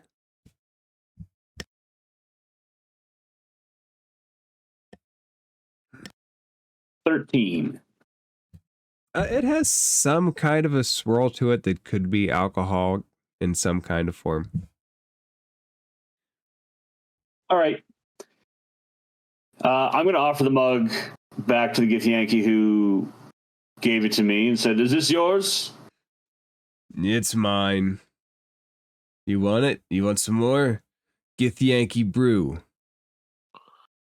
Puts hair on your chest. I'm going to waggle my beard at him. Oh, man. I wouldn't be able to go through doorways if it gave me more. He takes the I'm mug. going to look at the bartender and say, "You know what? I drank out of this one. He's been nice to me. Can you get him a new one and I'll pay for it?" She nods, goes over to the tap, pours something, brings back, sets a black mug in front of him. You know that stuff's disgusting, right? The Gith Yankee sneered at her as she says it. I'm going to look at the Gith Yankee and look at her and take another glug. I do now. The Gith Yankee smile. And then I'll pass some coins over to her to pay for the drink. She takes them, looks at them and says, "Interesting currency. What part of the material plane you from?" A little bit of this and a little bit of that. Originally from the Dwarven Mountains. Nowhere you've ever heard of. My dad's not anybody you'd know.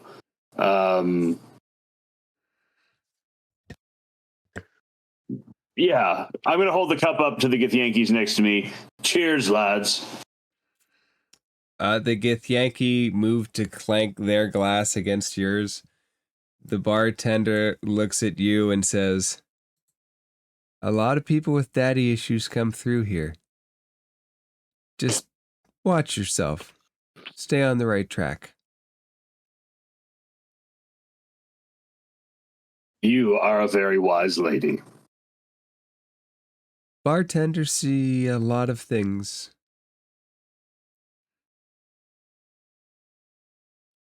And she'll come around, and Rodo, she'll try to give you a hug. I will awkwardly accept it. Okay. In that case, make a perception check at disadvantage.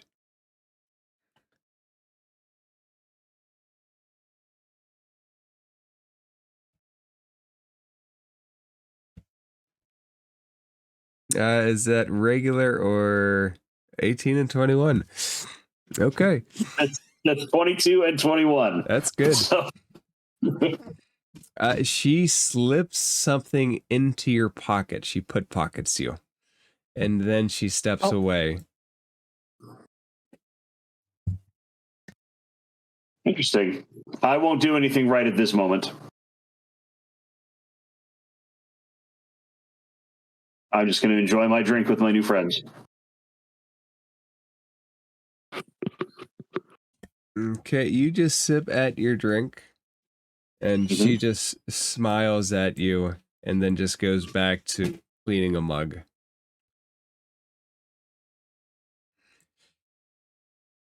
Deidre, Theod comes around, and he touches your shoulder, and he leans in, and he says, "You really should be careful. When someone tries to befriend you, it's not best to cast them off, especially here." Okay. You're heading towards Blue, you say? Mm-hmm. May I make a suggestion? Not that I know where Blue is, of course. By all means.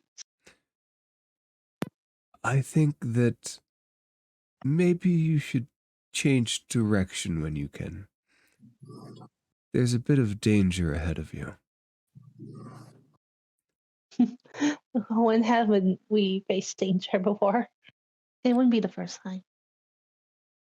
I would say any place but Bral.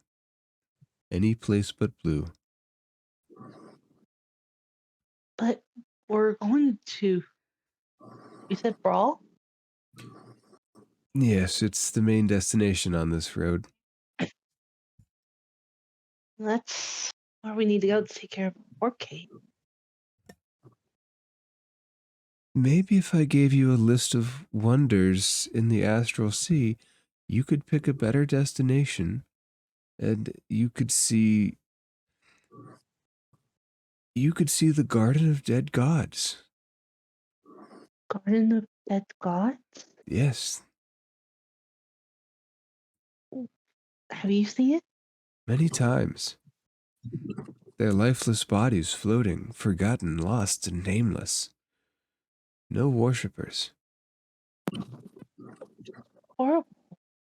Any place but where you want to go.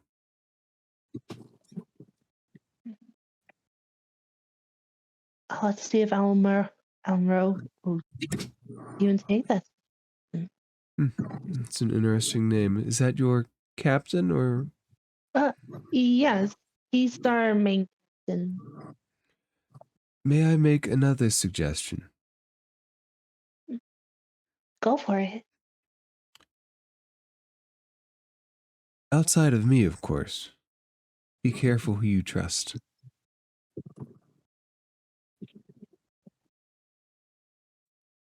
I'll And be he careful. starts stepping away.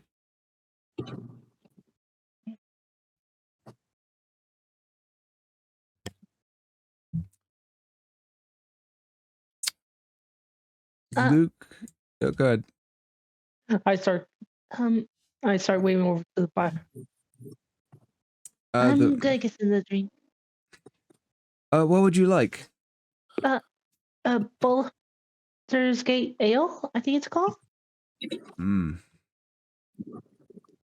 She kind of frowns and then goes. Brings you a mug. Thank you. You have weird taste. No offense. Well, I guess this is gonna be my first alcoholic drink. Enjoy it. And Luke, she comes to you and she goes, would you like an astral slammer? What'd you just call me? Would you like an astral slammer? Yeah, I would, thank you. What do you think she calls you?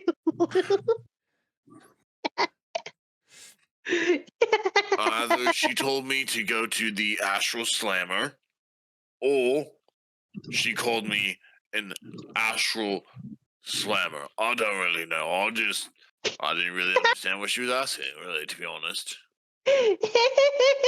But it makes sense now that she'd ask about a drink, because we're in a cafe bar, so that makes sense. Tracking. Wow.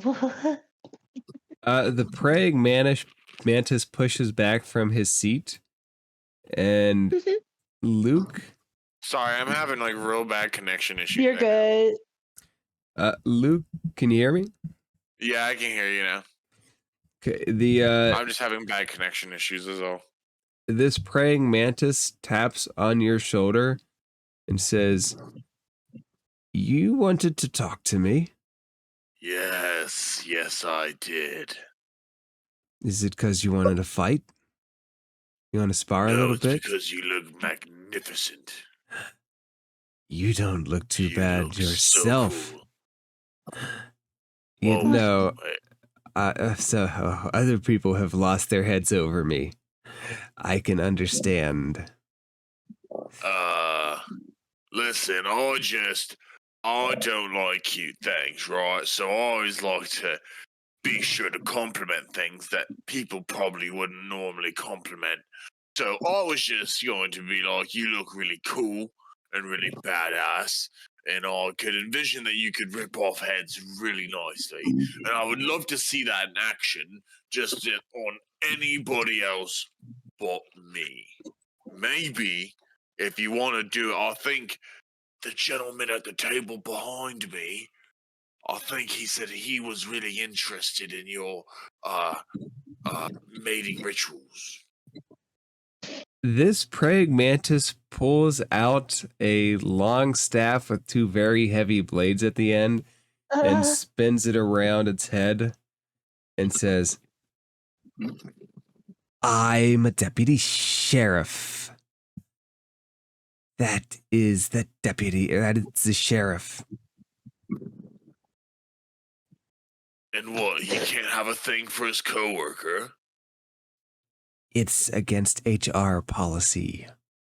And here's what I'm saying. What HR doesn't know doesn't hurt. And think of all the benefits you could get at work from dating your supervisor. I suppose. And plus, if you think after you do the mating ritual, right, and you do your little on him, right, then you could just take his position as sheriff. I don't want to be the sheriff. Am I still connected? No. Yeah. Yep. Oh no. There he Did goes. you hear anything of what I said? I heard all of it. She looks at you and she says, I don't want to be the sheriff. Well, you can appoint someone that you do want in sheriff, then you can essentially just have the pick and choose of who you want to be in charge. Do you want to be the sheriff? I have no desire for power like that. Is it possible that you could help us? We're actually tracking down some criminals. I will if you do something for me. Yes. The plant that you have that keeps that giant ugly critter in there, locked in there, do you have more of it? Negotiations for that kind of stuff would be with the merkin. He's the salesman. I don't know anything about the plants here. Well, Do you want if to you and make... your sheriffs need help, get together and make a deal with the Mercon, and come back to us.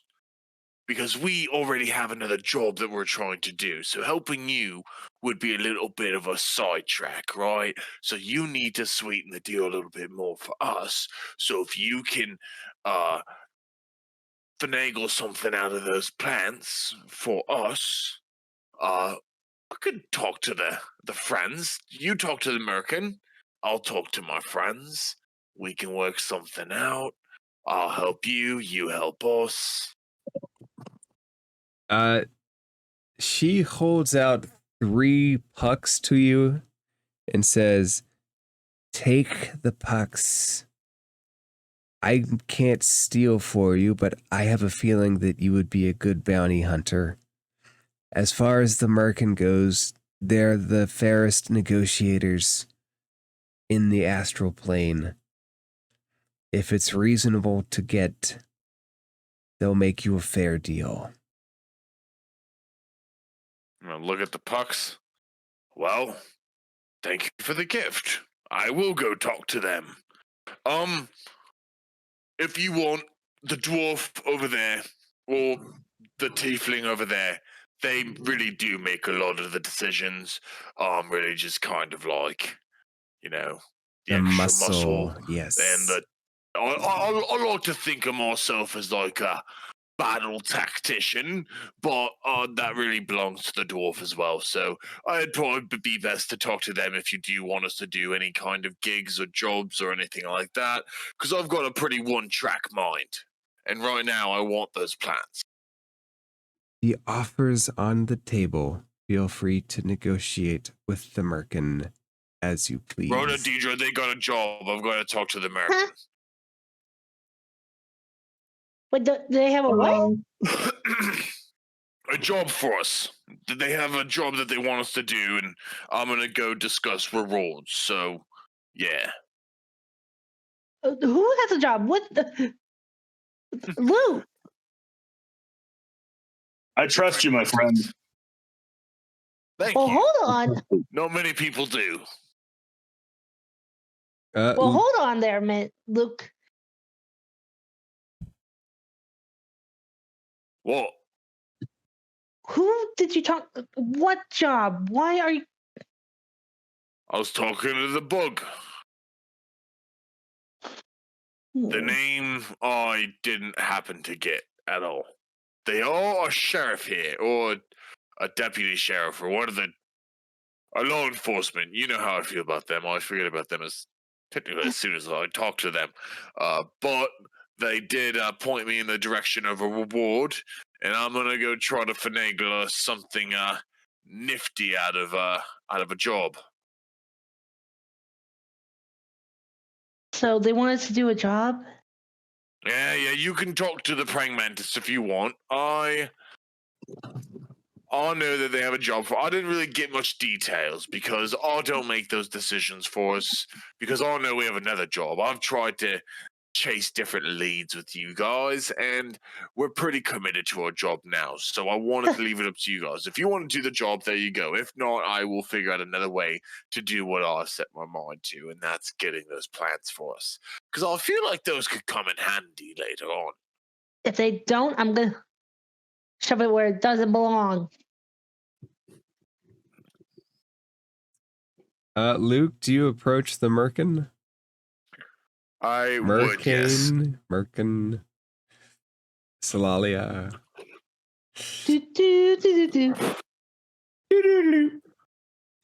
Salalia. As you do, this giant creature puts its hand on your shoulder, looks at you, and says, "We have many things to discuss." And as that discussion takes place, that seems a great place to pick it up next week. Yeah, hell yeah. Yeah. That was great. Yeah, That was great, man. that was awesome. That poor giant space Thank you hamster guys is for probably saving still my butt. buried. I just hope Griffin lives. I hope he makes a nice little underground cavern where he gets to just live a happy little giant space hamster life. Let's hope he doesn't get eaten. I mean, the flowers are doing their job, and that's what's important. Coexist with the giant megapod. That's all I'm saying, Griffin. Y'all Coexistence. Be roommates. Exactly. All right. Have a good night, guys. Yeah. Good night, Everybody guys. sleep well. Thanks very much for the game, guys. We'll see y'all next week. Talk See to you y'all guys next week.